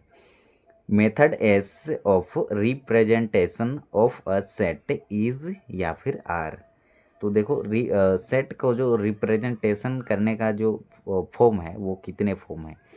तो हम फर्स्ट में पढ़े थे कि सेट को जनरली तौर पे 2 मेथड है इसको फॉर्म को। एक होता है टैबलर फॉर्म जिसको रोस्टर फॉर्म भी कहते हैं, ये फर्स्ट है। और सेकंड होता है हमारा set builder form, set BUILDER, set builder form, tabular form और सेट बिल्डर फॉर्म। तो 2 मेथड होगा। ऑप्शन नंबर 2 जो होगा हमारा करेक्ट आंसर होगा प्रश्न संख्या 19 का। अब हम पढ़ेंगे प्रश्न संख्या 20 को। अब 20 क्या कहता है, which of the following is an example of the null set. इसमें से कौन नल सेट है, मतलब जिसमें कोई एलिमेंट है ही नहीं, उसको कहते हैं नल सेट। तो फर्स्ट पे दिया है set of odd natural number. Natural number होना चाहिए, साथ ही ओड होना चाहिए। तो 1 3 5 ये सब आएगा। डिविजिबल बाय 2, और 2 से डिविजिबल भी होना चाहिए पूरा पूरा। तो ऐसा तो कोई एलिमेंट है ही नहीं, तो हमें मिल गया 5। तो ऑप्शन नंबर ए ही होगा हमारा करेक्ट आंसर। और इधर पढ़ेंगे ना तो देखना इधर कोई ना कोई एलिमेंट मिलेगा जो कि सेट के अंदर में होगा, तो उसको हमें नहीं, वो हमारा आंसर नहीं होगा क्योंकि हमें इम्प्टी सेट खोजना था, तो हमें मिल गया है। तो देखो इधर भी चेकआउट कर लेते हैं। Set of even prime number, तो देखो 2 जो होता है इवन भी होता है और प्राइम नंबर भी होता है, तो 2 मिल गया। देखो इंटरसेक्शन ऑफ ए, देखो 2 3 4 एंड बी में दिया है 4 6 8। इंटरसेक्शन कहने का मतलब जो दोनों सेट में कॉमन मिले, तो 4 इसमें भी है 4 इसमें भी है, तो यहाँ पर मिलेगा एलिमेंट हमें 4। अब देखो फोर्थ में n belongs to natural number होना चाहिए। x का वैल्यू ऐसा नेचुरल नंबर रखना है जो कि 6 आ जाए। तो यदि x का वैल्यू 1 रखेंगे ना, तो 1 में 5 को ऐड कर देंगे तो हमें 6 मिल जाएगा, ठीक है। तो ये भी हमारा फॉल्स हो गया, ये भी फॉल्स हो गया, ये भी फॉल्स हो गया। ऑप्शन नंबर ए जो होगा हमारा ट्रू होगा और यही होगा हमारा करेक्ट आंसर, ऑप्शन नंबर 1। प्रश्न संख्या 21 है, which of the following are not equal to null set. इसमें से कौन सा है जो कि नल सेट नहीं है। Which of the following are not equal to null set के इक्वल नहीं है, ठीक है। तो सबसे पहले पढ़ो, यदि ए यूनियन ए निकाले, फिर ए इंटरसेक्शन ए डैश निकाले, फिर थर्ड में इसको पढ़ते हैं फाई का इंटरसेक्शन ए से करेंगे, और 4 में है ए, या इसको ऑपरेशन पढ़ो या मल्टीप्लिकेशन पढ़ो। ए का मल्टीप्लिकेशन करेंगे 5 से, तो इसमें से कौन आंसर होगा। तो इसके लिए हमें एग्जाम्पल लेना होगा, उसके बाद ही हम बता सकते हैं कि ये कौन सा which of the following are not equal to null set के इक्वल नहीं है, ठीक है। तो हम सबसे पहले एग्जाम्पल ले लेते हैं। एक हम एग्जाम्पल लेते हैं यूनिवर्सल सेट का। यूनिवर्सल सेट 1 2 3 लेते हैं। उसके बाद हमें ज़रूरत है ए का, तो ए का एलिमेंट 1 2 लेते हैं। अब हमें क्या चाहिए, ए डैश भी दिख रहा है, तो ए डैश निकालते हैं। ए डैश मतलब यूनिवर्सल सेट में से ए को सब्ट्रैक्ट कर देंगे, u माइनस ए। तो देखो इसमें से 1 2 कैंसिल होगा तो केवल 3 मिलेगा। इसमें से not equal to null set, null set के इक्वल नहीं है। तो देखो सबसे पहले हम 5 निकालते हैं। तो यूनिवर्सल सेट का यदि हम ट्रांसपोज कर देते हैं, कॉम्प्लीमेंट निकालते हैं, तो वो होता है 5 के इक्वल, ठीक है। फाइव का यूनियन निकालना है किससे, यूनियन करना है किसके साथ, ए के साथ, ए के साथ। देखो तो यूनियन मतलब होता है दोनों सेट में कॉमन मिले वो भी और ना मिले वो भी, तो ये होगा ए के इक्वल। ठीक है, मतलब ये कंडीशन तो ट्रू है हमारी। अब देखो इसको चेकआउट करते हैं। अब देखो फाइव, फाइव मतलब ये वाला फाइव का इंटरसेक्शन करना है ए डैश से। तो देखो ए डैश कहाँ पर है, ए डैश, ए डैश का वैल्यू 3 है, इसका इंटरसेक्शन करेंगे 5 से, तो 5 में तो कोई एलिमेंट है ही नहीं, तो ए डैश निकालेंगे तो हमें क्या मिलेगा, ए डैश जो दोनों में कॉमन मिले, तो कॉमन तो कुछ हमें मिलेगा ही नहीं, तो ये मिलेगा हमें 5। ठीक है, अब ये भी ट्रू है हमारा। अब देखो अब थर्ड को चेक करेंगे, ए 5 है, 5 का इंटरसेक्शन करेंगे ए से। ठीक है, तो भी कोई हमें एलिमेंट मिलेगा ही नहीं, इंटरसेक्शन का मतलब दोनों सेट में कॉमन मिले, तो कोई तो इसमें तो कोई एलिमेंट है ही नहीं, तो ये भी मिलेगा 5। अब फोर्थ को चेक करेंगे। अब फोर्थ में ए का यदि मल्टीप्लिकेशन करेंगे किससे, 5 से, 5 में तो कोई एलिमेंट है ही नहीं, तो ए का मान के चलो 5 का मल्टीप्लिकेशन करेंगे, कुछ है ही नहीं, तो केवल ए ही आना चाहिए। ठीक है, तो यहाँ पर हमें ए का मल्टीप्लिकेशन किए 5 से, तो हमें 5 मिला, नहीं ए मिलना चाहिए, ये होगा हमारा ट्रू आंसर। ठीक है, तो ये होगा हमारा empty equal to null set. ठीक है, not equal to null set, तो ये होगा हमारा आंसर। अब हम पढ़ेंगे 22 को। 22 में है हमारा which of the following are not example of the null set. इसमें से कौन सा एग्जाम्पल है जो कि नल सेट नहीं है, मतलब इम्पटी सेट पढ़ कहिए या फिर नल सेट कहिए, तो इसमें से not example of null set मतलब इम्पटी सेट का उदाहरण नहीं है, इसमें से कोई एक ही हो सकता है। तो फर्स्ट में पढ़ेंगे set of odd natural number divisible by 2। Odd natural number होना चाहिए, 2 से डिविजिबल होना चाहिए, ये तो हमारा इम्पटी सेट का या फिर नल सेट का एग्जाम्पल है। ठीक है, हमें नहीं है वाला खोजना है।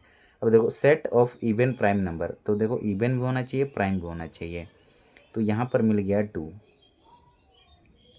ठीक है, अब 2 जो होता है इवन भी होता है प्राइम भी होता है।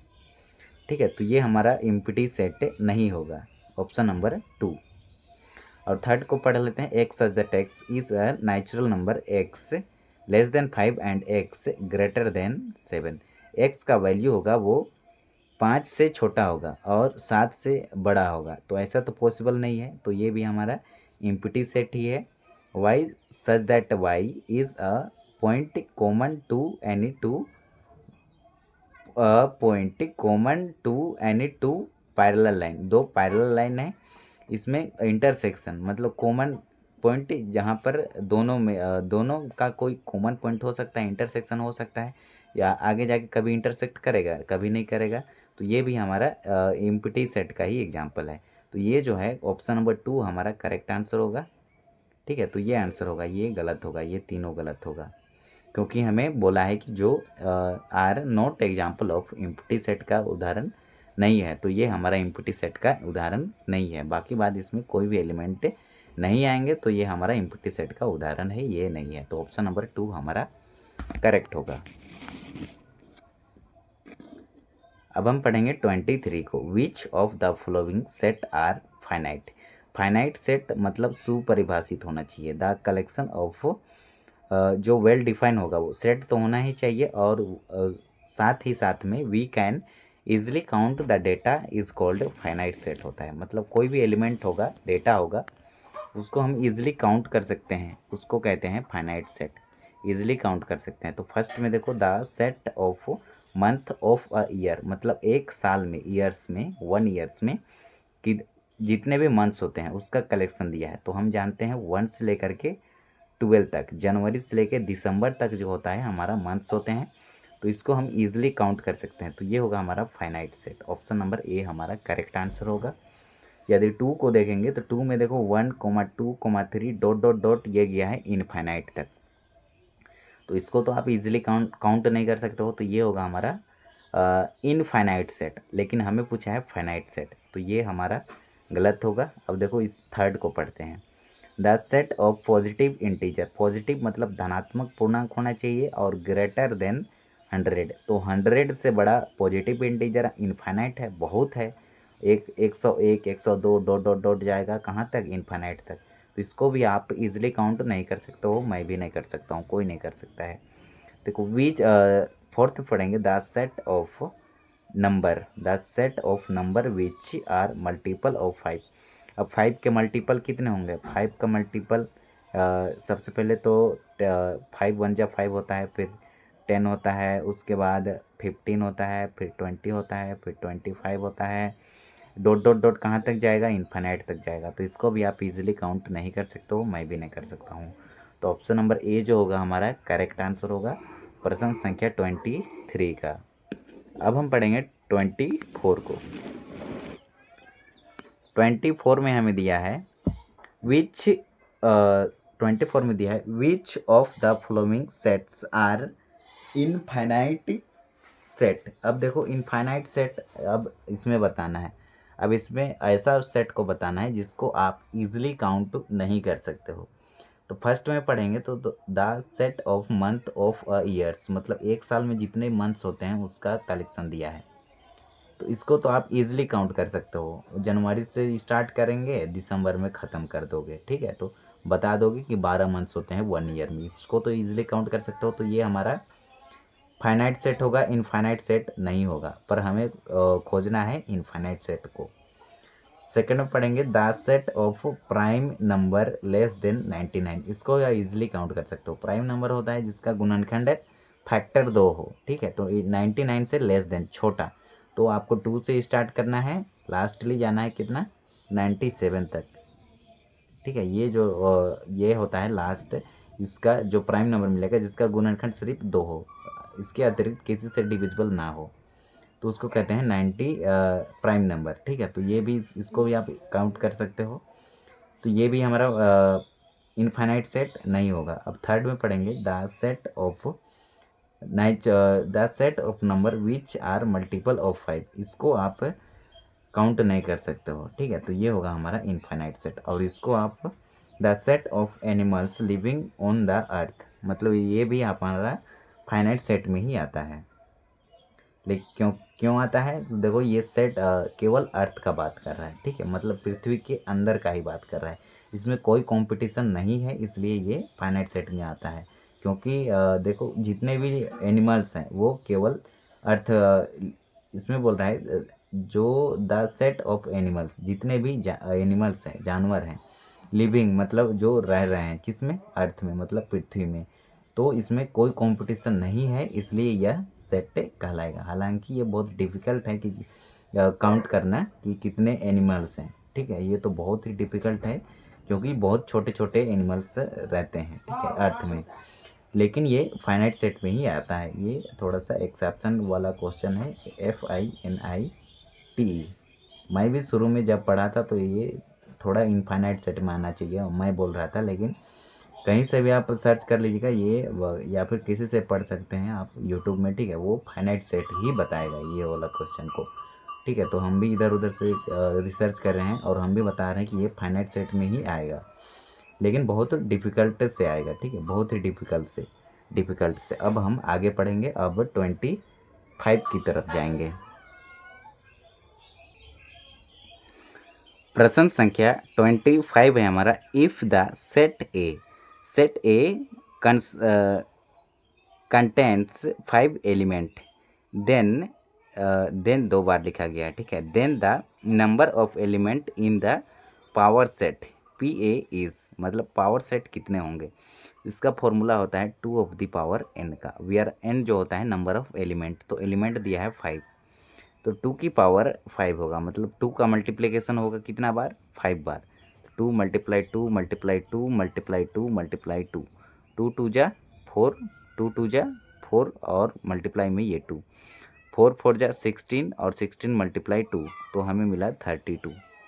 तो 32 होगा हमारा आंसर, प्रश्न संख्या कितना का, 25 का। 26 में पढ़ेंगे तो 26 में है, इफ़ ए इक्वल टू, हमें ये सेट दिया है जिसमें कि एलिमेंट है 2, 3, 4, 8 कोमा में 10 और बी इक्वल टू हमें दिया है सेट दिया है, इसके अंदर में एलिमेंट है हमारा 3 कोमा 4 कोमा 5 कोमा 10 कोमा में 12 और एंड सी इक्वल टू हमें एलिमेंट दिया है 4 कोमा 5 कोमा 6 कोमा 12 कोमा में 14। देन तब हमें ज्ञात करना है कि ए यूनियन बी इंटरसेक्शन में ए यूनियन सी इज, तब हमें ये फाइंड आउट करना है। तो इसको कैसे फाइंड आउट करेंगे, इसमें हम इसका सॉल्यूशन करेंगे। नीचे में सबसे पहले हम जानते हैं कि यूनियन मतलब क्या होता है। यूनियन मतलब होता है कि जो दोनों सेट में कॉमन मिले वो भी और ना मिले वो भी।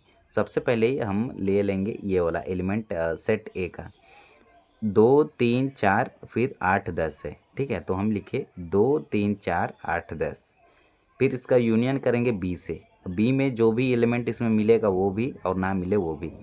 तो 2 3 4 8 10, 2 3 4 8 10 लिखे। अब देखो जो जिसको लिखे हैं उसको दोबारा नहीं लिखेंगे क्योंकि सेट के अंदर में कोई भी रिपीटेशन अलाउ नहीं रहता है कोई भी एलिमेंट का।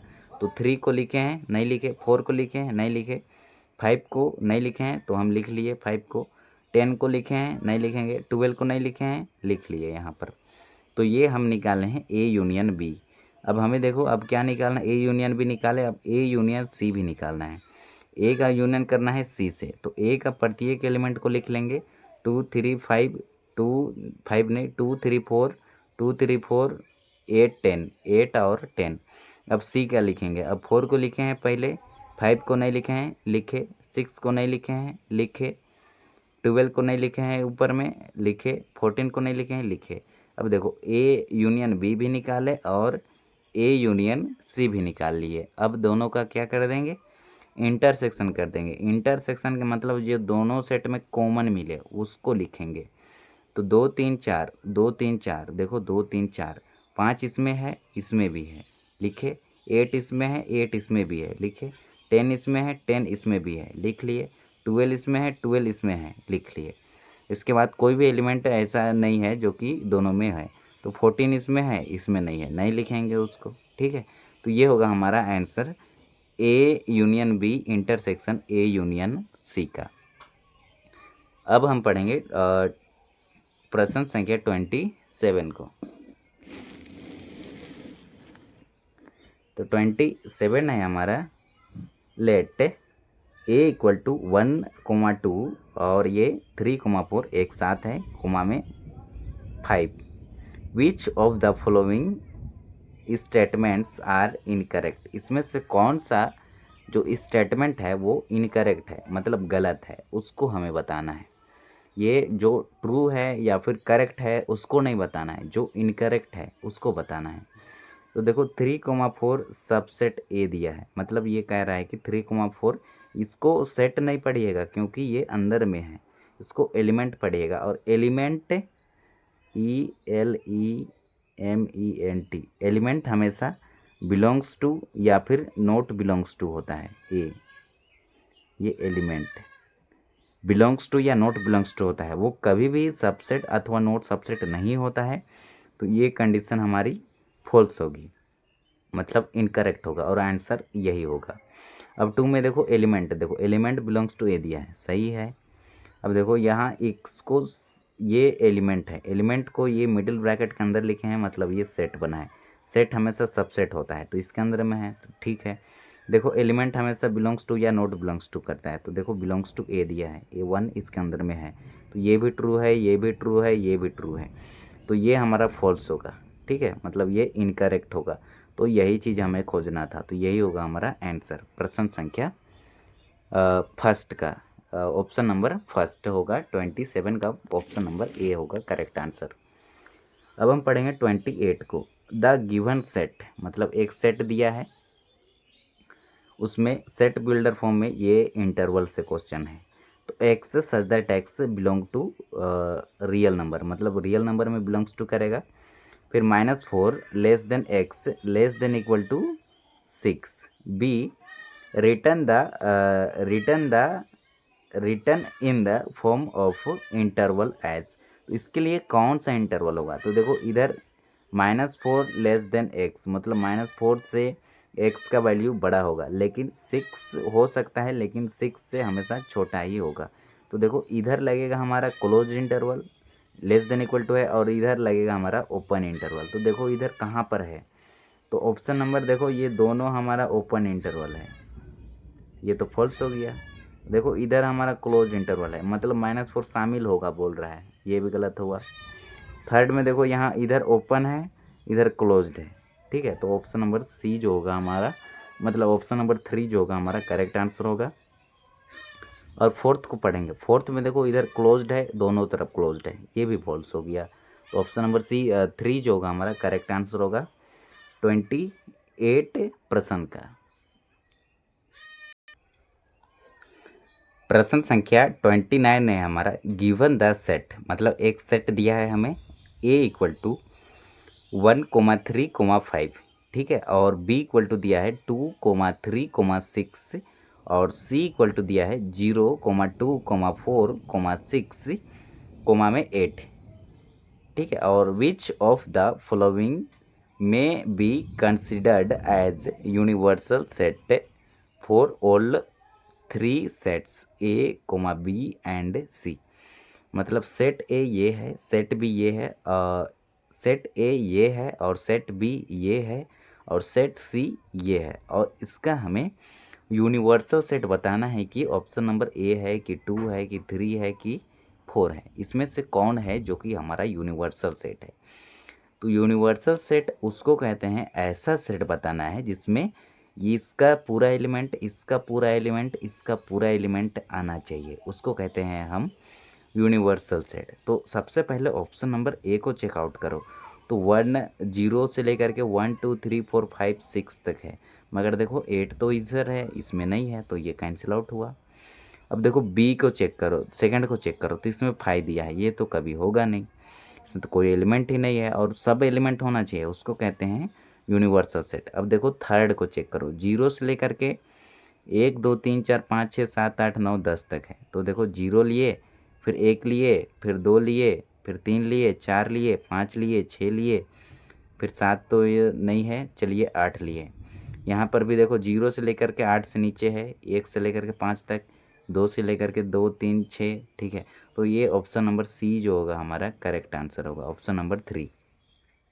देखो अब देखो 9 और 10 तो इधर नहीं है गुरु, देखिए, ठीक है, लेकिन देखो यूनिवर्सल सेट उसको कहते हैं ये सभी एलिमेंट होने चाहिए, उसके अतिरिक्त और भी एलिमेंट रहता है उससे कोई इफेक्ट नहीं पड़ता है, बस ये पूरा एलिमेंट, ये पूरा एलिमेंट, ये पूरा एलिमेंट होना चाहिए, उसके अतिरिक्त कोई भी एलिमेंट रहता है कोई दिक्कत नहीं है, लेकिन ये होना ही चाहिए। तो वो ये सभी के सभी एलिमेंट है 0 से लेकर के 7 8 तक, ठीक है, ये और ये भी तो 0 से लेकर के 8 के बीच तक का ही है, तो ये होगा हमारा यूनिवर्सल सेट। कोई दिक्कत नहीं है, 9 10 से कोई मतलब नहीं है इससे, ठीक है, बस होना चाहिए ये पूरा एलिमेंट सेट के अंदर में, एक ही सेट के अंदर में, तो उसको कहते हैं यूनिवर्सल सेट।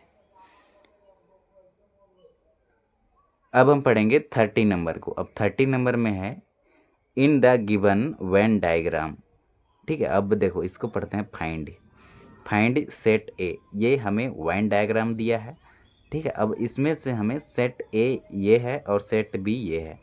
अब सेट ए का प्रत्येक एलिमेंट को लिखना है, तो सेट ए के एलिमेंट होगा 1 4 3 5, ठीक है। ये 1 2 3 4, ये चारों एलिमेंट सेट ए के अंदर में होना चाहिए, उसी को कहेंगे हम सेट ए का एलिमेंट।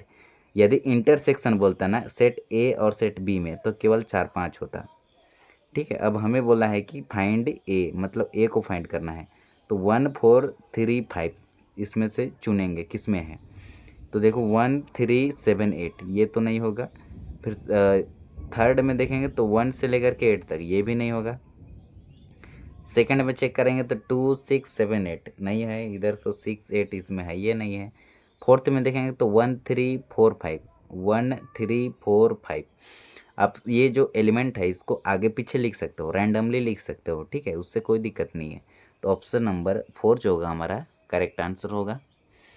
अब हम पढ़ेंगे 31 को। अब 31 में क्या है, इफ़ ए इक्वल टू 3 5 7 9 में 11 और बी इक्वल टू दिया है 7 9 11 13 और सी इक्वल टू दिया है 11,13,15 तब और d इक्वल टू हमें एलिमेंट दिया है 1,5,7 देन हमें फाइंड करना है a यूनियन d, a का यूनियन करना है d से, उसके बाद इंटरसेक्शन है a union c, b union c से, तो b और c का यूनियन निकालना है। तो देखो इसको हम सॉल्व करेंगे। सबसे पहले ना हम निकालेंगे इसमें क्या, सबसे पहले a यूनियन d निकालेंगे, उसके बाद a यूनियन c निकालेंगे। दोनों वैल्यू निकालने के बाद हम ये दोनों को इंटरसेक्शन कर देंगे।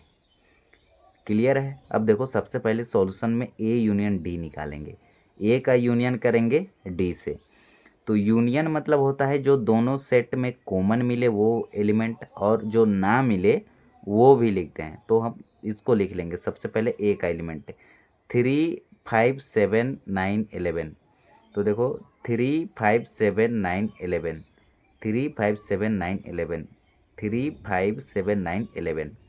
इसके बाद क्या करेंगे डी का एलिमेंट 5 को पहले लिखे हैं, 7 को लिखे हैं, तो केवल 1 को लिखेंगे, केवल 1 को लिखें। ये हो गया हमारा ए यूनियन डी। अब हम निकालेंगे क्या, अब हम निकालेंगे बी यूनियन सी निकालेंगे। बी और सी ये दोनों का हम यूनियन कर देंगे। यूनियन मतलब जो दोनों सेट में कॉमन मिले वो भी, और जो ना मिले वो भी। तो देखो 7 है, 9 है, 11 है, 13 है, तो 7, 9, 11, 13। देखो 11 और 13 पहले लिख चुके हैं तो दोबारा नहीं लिखते हैं सेट के अंदर में, तो केवल 15 लिखेंगे। तो ये हम निकाले हैं बी यूनियन में सी। अब देखो इसको हम इंटरसेक्शन कर देंगे। ये वाला इंटरसेक्शन मतलब जो दोनों सेट में कॉमन मिले केवल उसी को लिखेंगे। A union D intersection B union में सी।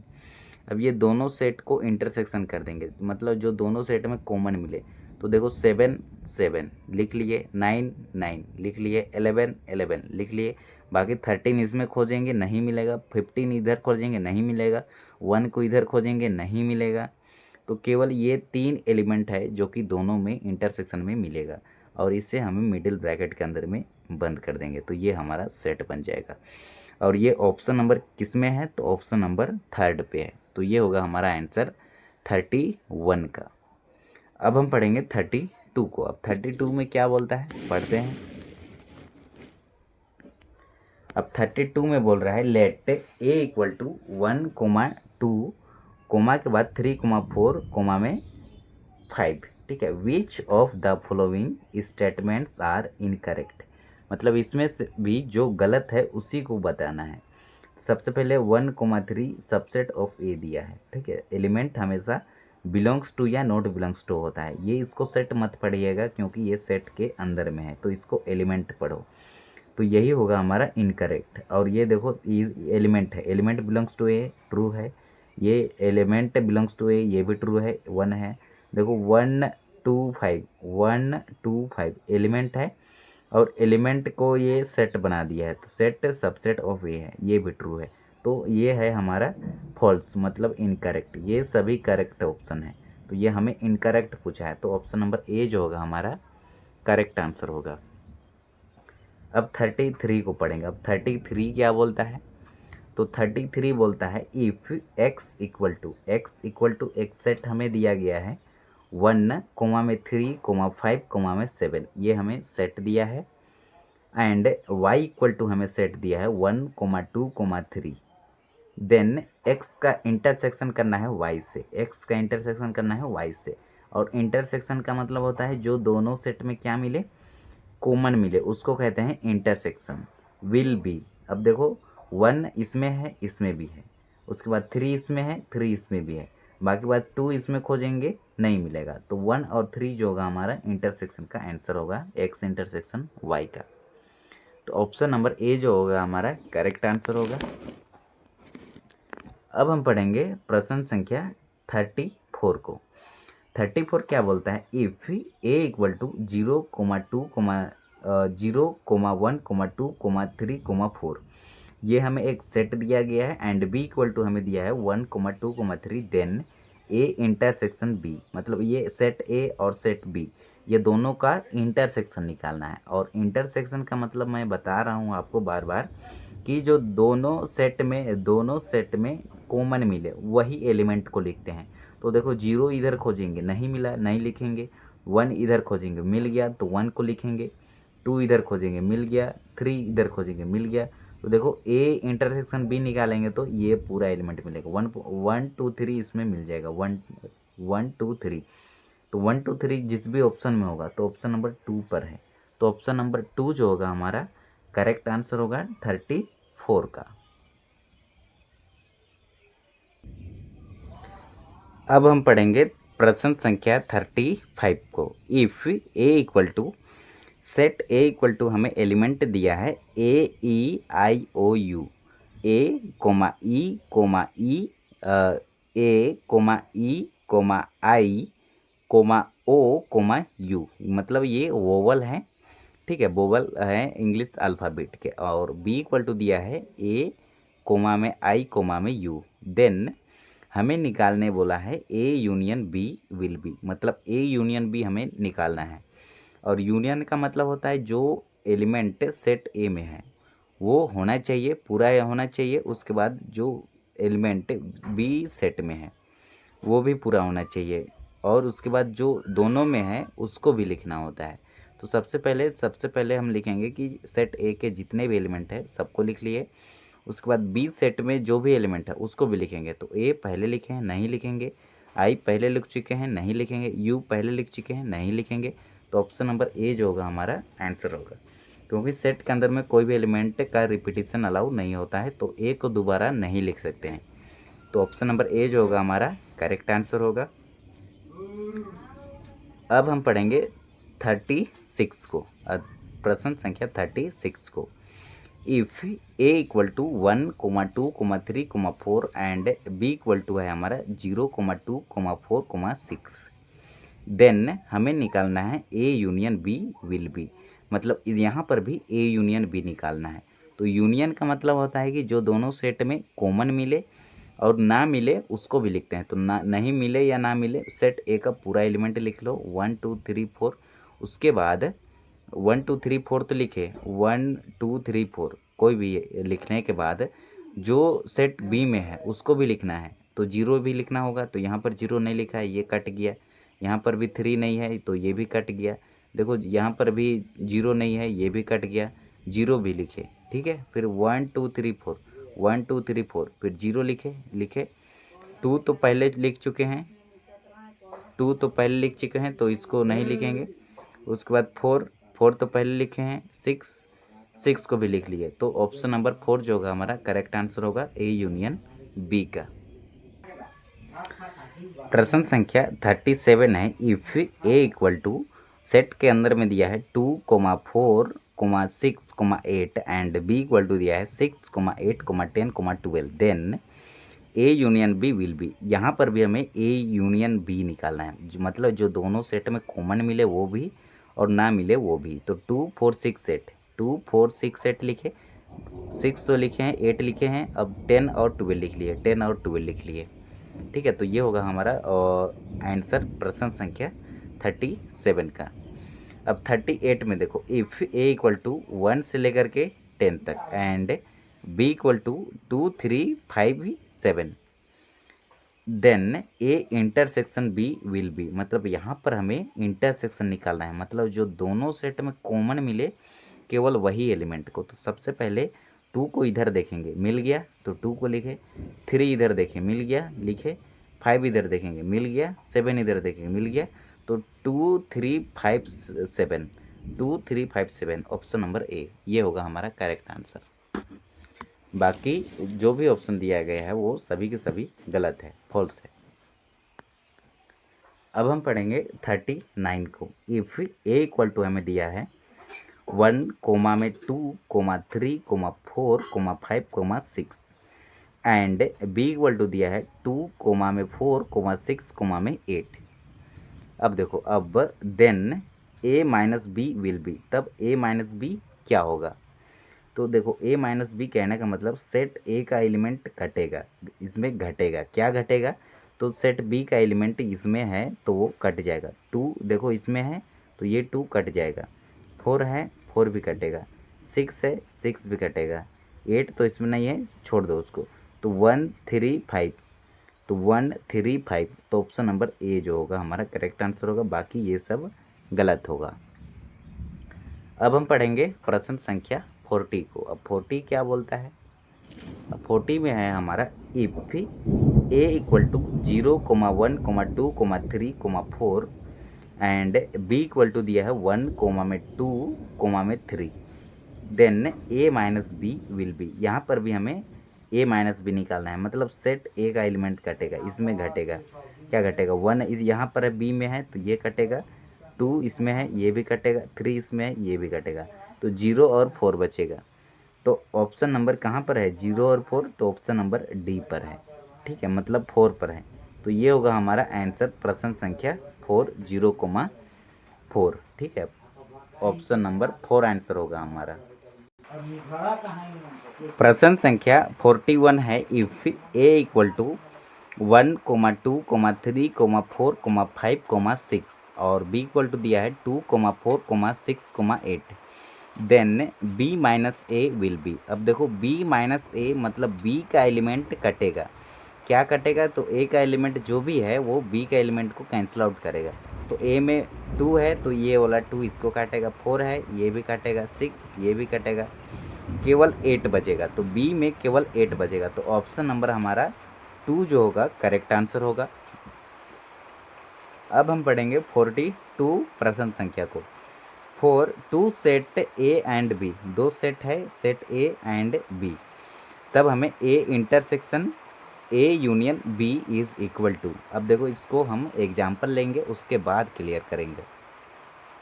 सबसे पहले हमें क्या चाहिए? सेट ए चाहिए, तो सेट ए इक्वल टू हम लिए, एक सेट लिए, उसका एलिमेंट लिखे 1, 2, और बी सेट चाहिए तो बी सेट हम लिए 1, 2, 3। सबसे पहले ए यूनियन बी निकालेंगे, ए यूनियन बी निकाले, ए यूनियन बी मतलब जो दोनों सेट में कॉमन मिले वो भी और ना मिले वो भी। तो 1, 2, 3 लिखे, 1, 2, 3। उसके बाद इसका क्या करेंगे? ए यूनियन बी तो निकाल लिए, ए यूनियन बी, इसका इंटरसेक्शन करना है ए से, इंटरसेक्शन ए से। इंटरसेक्शन कहने का मतलब ये दोनों सेट में जो कॉमन मिलेगा ना उसी को लिखना है, ठीक है। तो 1, 2, 3 इसका इंटरसेक्शन ए का एलिमेंट है 1, 2, तो देखो 1 मिला 2 मिला, ये दोनों 1, 2 मिला, तो देखो 1 और 2 ये तो A intersection A union B का इंटरसेक्शन ए से करेंगे तो 1, 2 मिलेगा, जो कि किसके इक्वल है? तो ए के इक्वल है। तो इसके जब ऑप्शन नंबर ए में देखो तो ए दिया है, तो ये होगा हमारा आंसर 42 प्रश्न का। अब हम पढ़ेंगे 43 प्रश्न संख्या को। अब 43 प्रश्न संख्या में दिया है if A equal to 1, 2, 3, 4 and B equal to दिया है 1, 2, 5, 9, then A minus B will be. यहाँ पर भी हमें सेट ए से घटेगा, क्या घटेगा? तो बी का एलिमेंट घटेगा, तो बी का एलिमेंट 1 है तो ये काटेगा इसको, 2 ये भी घटेगा, 5 नहीं है नहीं घटेगा, 9 नहीं है, तो केवल 3, 4 बचा, तो ऑप्शन नंबर 2 जो होगा हमारा करेक्ट आंसर होगा। अब हम पढ़ेंगे 44 को।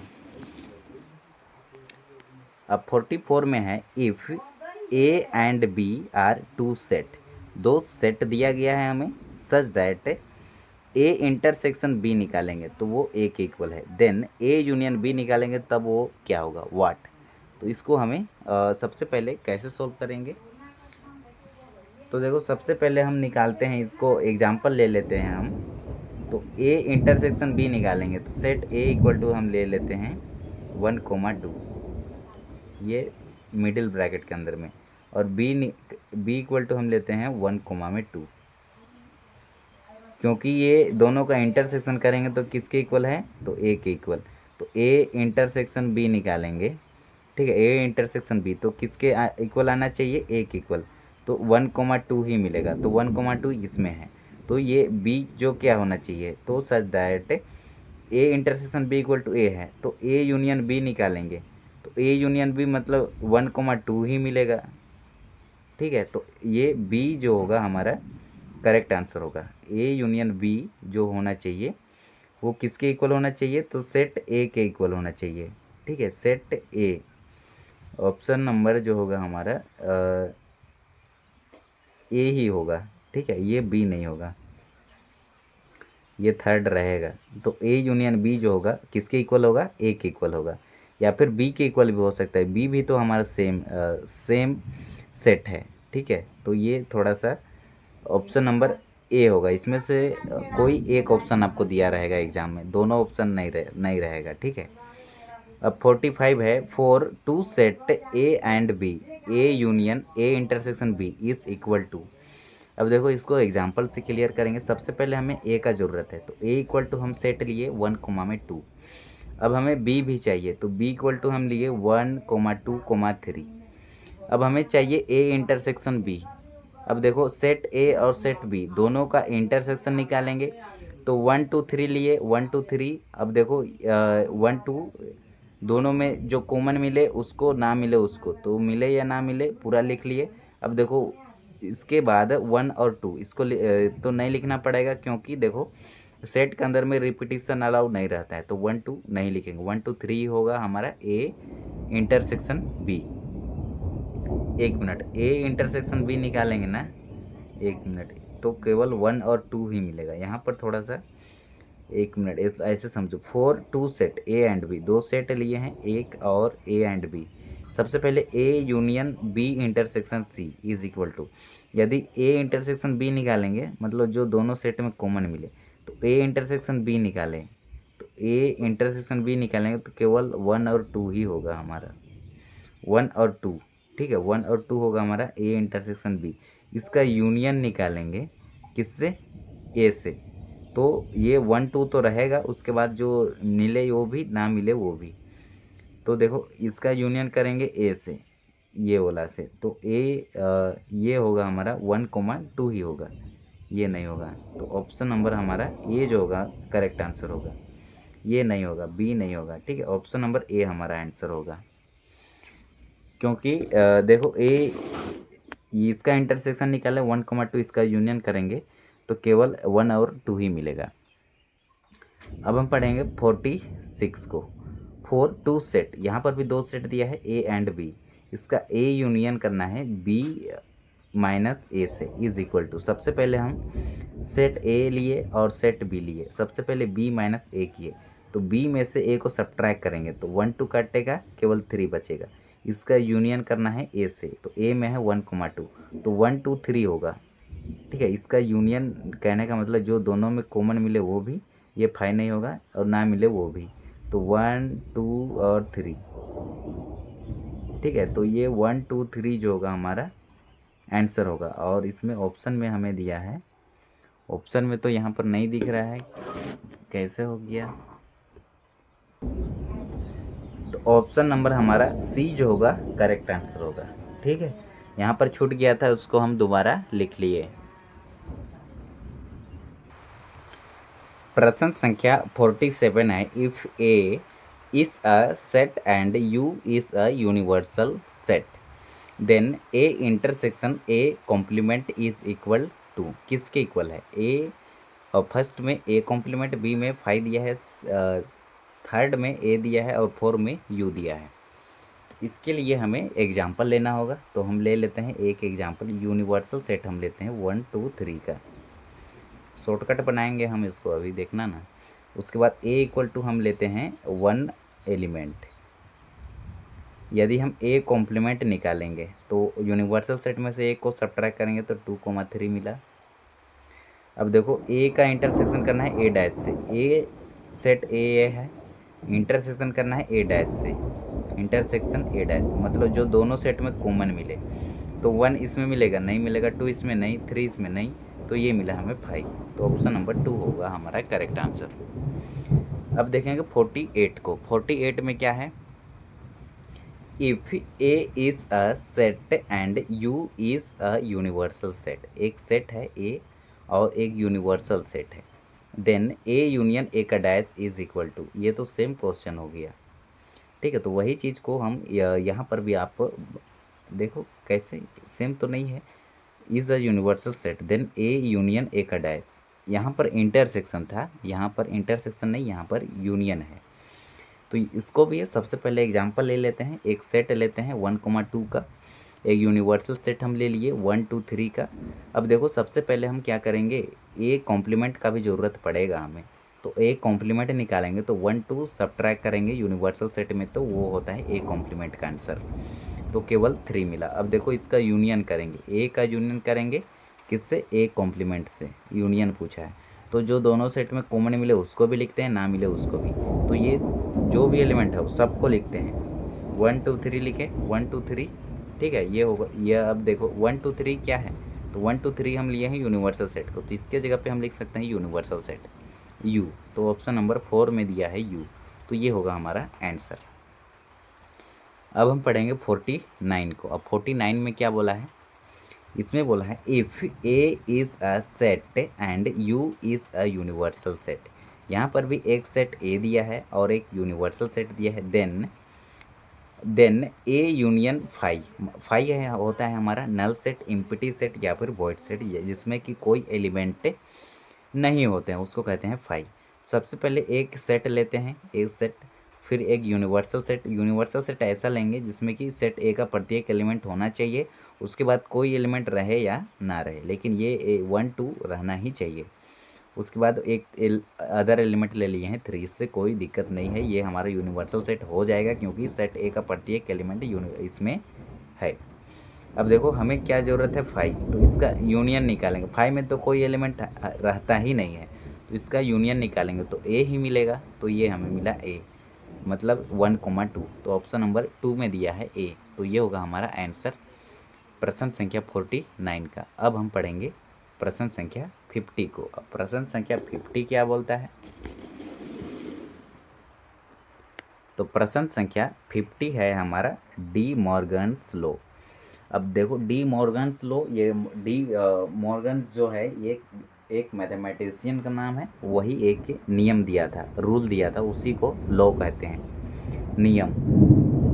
तो देखो वो बोला था ए यूनियन बी का डैश जो होता है वो किसके इक्वल होता है, तो ऑप्शन नंबर ए में दिया है ए डैश इंटरसेक्शन बी डैश, तो ऑप्शन नंबर ए हमारा करेक्ट है, ऑप्शन नंबर 1। ये होता है ए यूनियन बी का डैश, ए डैश यूनियन बी डैश, कभी नहीं। देखो यूनियन है ना, तो ये होता है इंटरसेक्शन, और ये दोनों में डैश लग जाता है, ये होता है डी मॉर्गन लॉ। यदि if De Morgan's law A intersection B का डैश बोले, यहाँ पर देखो यूनियन था, यहाँ पर बोला है इंटरसेक्शन, तो ये हो जाएगा ए डैश और बी डैश, लेकिन ये इंटरसेक्शन की जगह पे क्या होगा, यूनियन, तो ऑप्शन नंबर 2 जो होगा हमारा करेक्ट आंसर होगा। ठीक है, बाकी आप इसको प्रूफ भी कर सकते हो, ए बी दो सेट ले लीजिएगा एग्जाम्पल के लिए कोई भी, ठीक है। उसके बाद हम पढ़ेंगे 52 को। लेट u इक्वल टू, हमें एक यूनिवर्सल सेट दिया है जो कि 1 से लेकर के 6 तक है, और सेट a इक्वल टू दिया है 2 3, दो एलिमेंट है 2 और 3, एंड b इक्वल टू दिया है 3 4 और 5। देखो 3 4 5। अब देखो देन हमें a dash intersection b dash is equal to, अब देखो हमें a डैश और इंटरसेक्शन b डैश निकालना है, तो इसको सॉल्यूशन करेंगे ना, सबसे पहले हम क्या करते हैं, इसका आंसर निकालने के लिए सबसे पहले सेट ए और सेट बी तो दिया है और यूनिवर्सल सेट भी दिया है, सबसे पहले ए डैश निकालेंगे। ए डैश मतलब 2 और 3 घटा देंगे यूनिवर्सल सेट में से, 2 और 3, तो 1 फिर 4 5 6, 1 4 5 6, ए डैश निकाले। अब हमें निकालना है बी डैश। अब बी डैश कैसे निकालेंगे, तो बी डैश में से 3 4 5 इसमें से घटा देंगे, 3 4 5, तो 1 2 6 मिला, तो 1 2 6 लिखे। अब ये दोनों का क्या निकालेंगे, ये दोनों का इंटरसेक्शन निकाल देंगे। इंटरसेक्शन मतलब जो दोनों में कॉमन मिले, तो 1 देखो दोनों में है लिखे, 6 देखो दोनों में है लिखे, बाकी 4 5 इसमें नहीं है तो छोड़ दिए, 2 इसमें नहीं है इसको भी छोड़ दिए, तो केवल 2 और 6 जो है, जो कि ए डैश इंटरसेक्शन बी डैश का आंसर होगा। तो ये होगा हमारा प्रश्न संख्या 52 का आंसर। प्रश्न संख्या 53 है हमारा, इफ़ u इक्वल टू, एक यूनिवर्सल सेट दिया है जिसमें कि 1 2 3 4 5 डॉट डॉट डॉट 9 तक दिया है, मतलब नेचुरल नंबर दिया है 9 तक, और a इक्वल टू दिया है 1 2 3 4, 1 से लेकर के 4 तक, ये सेट a है, और सेट b जो दिया है 2 4 6 सेट, 2 4 6 सेट और देन हमें निकालना है ए यूनियन बी का डैश विल बी, मतलब ए यूनियन बी का डैश हमें निकालना है। तो सबसे पहले सेट ए है, ठीक है, फिर ए यूनियन बी सबसे पहले निकालेंगे, फिर उसका कॉम्प्लीमेंट निकाल लेंगे। तो सबसे पहले हम निकालते हैं ए यूनियन बी, मतलब सेट ए में जो भी एलिमेंट है उसको लिखेंगे सबसे पहले ए यूनियन बी। तो देखो 1 2 3 4, उसके बाद 1 2 3 4 लिखे, अब 6 और 8 लिखना होगा, 6 और 8, ठीक है।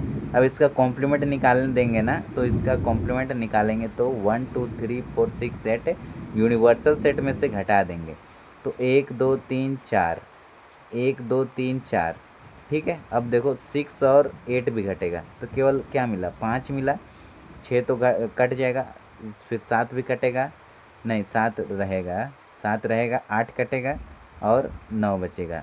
तो देखो 5 7 9 कहाँ पर है, 5 7 9, ऑप्शन नंबर 1 जो होगा इसका करेक्ट आंसर होगा। अब हम पढ़ेंगे प्रश्न संख्या 54 को। 54 नीचे लिखे हैं। अब देखो यहाँ पर if A and B are two set, set A and set B दो सेट हैं, such that N A equal to 32, ठीक है, एन ए इक्वल टू दिया है 32 और एन बी और number of set B equal to दिया है 28 and N A union B equal to 50 दिया है, then N N of A intersection B will be. यहाँ पर ऑफ पढ़ सकते हो, ठीक है, N of A union B पढ़ो इसको, फिर इसको पढ़ सकते हो N of A intersection B will be. तो यहाँ पर हम फॉर्मूला अप्लाई करेंगे N of A intersection B का। ये फॉर्मूला होता है N A plus N B minus में N of A union B, मतलब ये इसको और इसको दोनों को ऐड करेंगे, फिर इसमें इसको सब्ट्रैक्ट कर देंगे, तो वही हमारा आंसर निकल जाएगा N of A intersection B का। तो देखो 32 प्लस में 28, दोनों को ऐड करेंगे 60, 60 में ये 50 को सब्ट्रैक्ट कर देंगे तो हम मिला 10। तो ऑप्शन नंबर कितना में है, तो ऑप्शन नंबर फर्स्ट पे ही है 10। तो ये होगा हमारा आंसर प्रश्न संख्या 54 का। प्रश्न संख्या 55 है, if A and B are two sets such that N of A equal to 17 और N of B equal to 33 and N of A union B equal to 38, then N of A intersection B will be. तब हमें निकालना है ए intersection B. अब देखो first में दिया है 1, 2 में दिया है 2, थर्ड में दिया है 4, फोर्थ में दिया है 0। तो सबसे पहले N of A intersection B का फॉर्मूला लिखेंगे, N of A intersection B equal to हमारा फॉर्मूला जो होता है N A plus N B minus में N of A union B होता है। तो एन ए का वैल्यू देखो कितना है, एन ए का वैल्यू 17 प्लस फॉर्मूला का प्लस एन बी का वैल्यू देखो कितना है 23 माइनस में एन ऑफ ए यूनियन में बी, ठीक है, माइनस में N of A union B.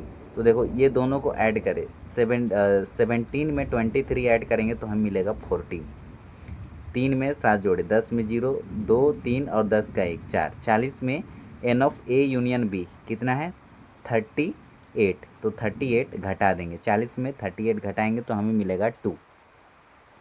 तो ये जो 2 होगा हमारा आंसर होगा। अब हम पढ़ेंगे प्रश्न संख्या 56 को।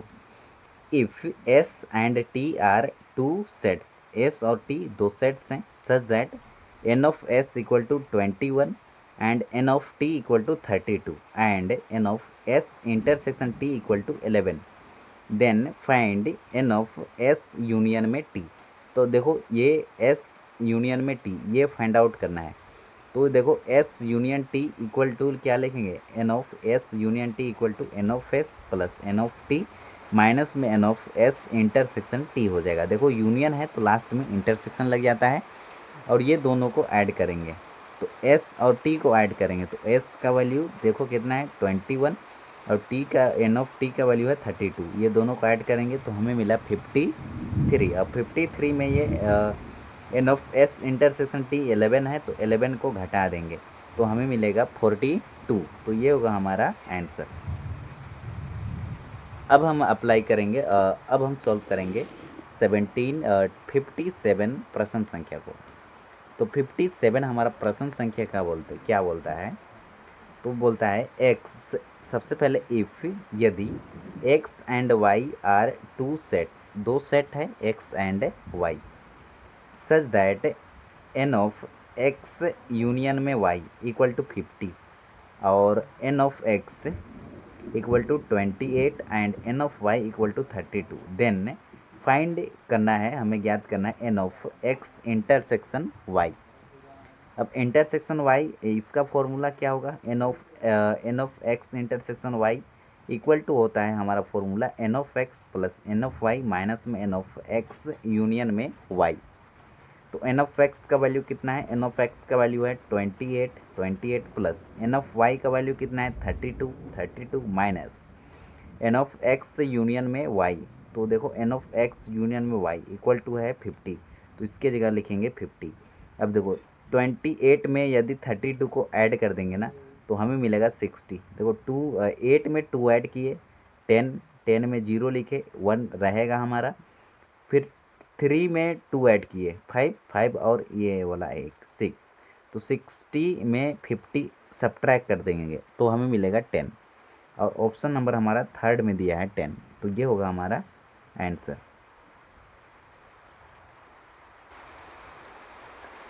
प्रश्न संख्या 58 है हमारा, if x and y are two set such that n of x union y equal to 18 दिया है और n of x equal to 8 दिया है और and n of y equal to 15 दिया है, देन हमें फाइंड करना है n of x intersection y।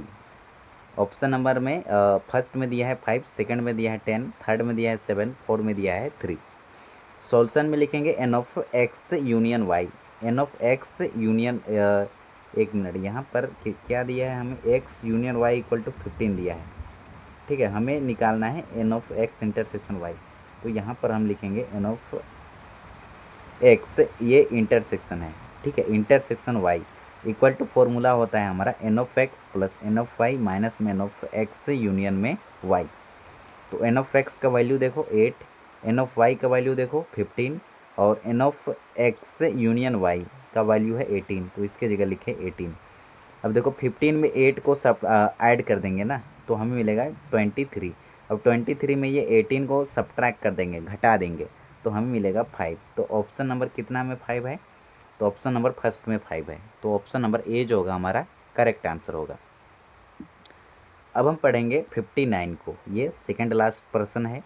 If x and y are two sets, दो सेट है n ऑफ x और n ऑफ y, ठीक है, such that n of x equal to 24 और n of x union y equal to दिया है 34, 35 and n of x intersection y equal to 5 दिया है, तब हमें ज्ञात करना है n ऑफ y क्या होगा, ठीक है, ये थोड़ा सा अलग वैरायटी का क्वेश्चन है। तो प्रश्न सॉल्यूशन में लिखेंगे n of x union y, यदि n of x union y का फॉर्मूला यहाँ पर अप्लाई करते हैं तो वो होता है n of x plus n of y minus में n of x intersection y। तो देखो n of x union y कितना है 35, लिखे हम 35 equal to n of x कितना है, तो n ऑफ x हमारा 24 है, तो यहाँ पर लिखे 24 प्लस n ऑफ y कितना है, तो n ऑफ y कहाँ पर है, n ऑफ y ये हमें ज्ञात करना है, तो n of y equal to n of y ही रहेगा, माइनस में n of x intersection y, x intersection y कितना है 5 है, तो यहाँ पर x इंटरसेक्शन y के जगह पे हम लिखेंगे 5। अब क्या करेंगे, अब देखो 35 लिखे, अब देखो माइनस का 5 को इक्वल टू के लेफ्ट साइड लाएंगे तो ये होगा प्लस का 5, इक्वल टू लिखे 24 लिखे प्लस ये n ऑफ y रहेगा हमारा एज इट इज। अब देखो 35 में 5 को ऐड करेंगे तो हमें मिलेगा 40। अब 40 में ये प्लस का 24 को इधर आएगा तो माइनस का 24 होगा, तो देखो 40 में 24 को घटा देंगे ना तो हमें मिलेगा 16। तो n of y equal to हमें मिला 16, तो हम लिखेंगे कि n ऑफ y, एक minute, n of y is equal to 16, तो ये होगा हमारा आंसर। अब जो कि लास्ट प्रश्न है हमारा 60 में, इफ़ a इक्वल टू भी है और सबसेट भी है, बी है, एंड बी इक्वल टू भी है और सबसेट ए है, देन क्या होगा, ए इक्वल टू बी होगा, ए नॉट इक्वल टू बी जब रहेगा तो ये इक्वल ही नहीं रहेगा, तो ये तो फॉल्स हो गया। ठीक है, ये N of A not equal to N of B, ये भी फॉल्स हो गया, नन ऑफ दिस, ये भी फॉल्स हो गया। तो ऑप्शन नंबर ए जो होगा हमारा करेक्ट आंसर होगा। ए इक्वल टू बी होगा तभी वह ए सबसेट बी अथवा बी सबसेट ए हो सकता है। तो ये होगा ये है हमारा chapter first class 11th subject mathematics का वन शॉट वीडियो। यदि ये वीडियो आप पूरा पढ़ चुके हैं तो आपको इस चैप्टर में कोई दिक्कत नहीं होगा, आप प्रत्येक प्रश्न को अपने से बना सकते हैं।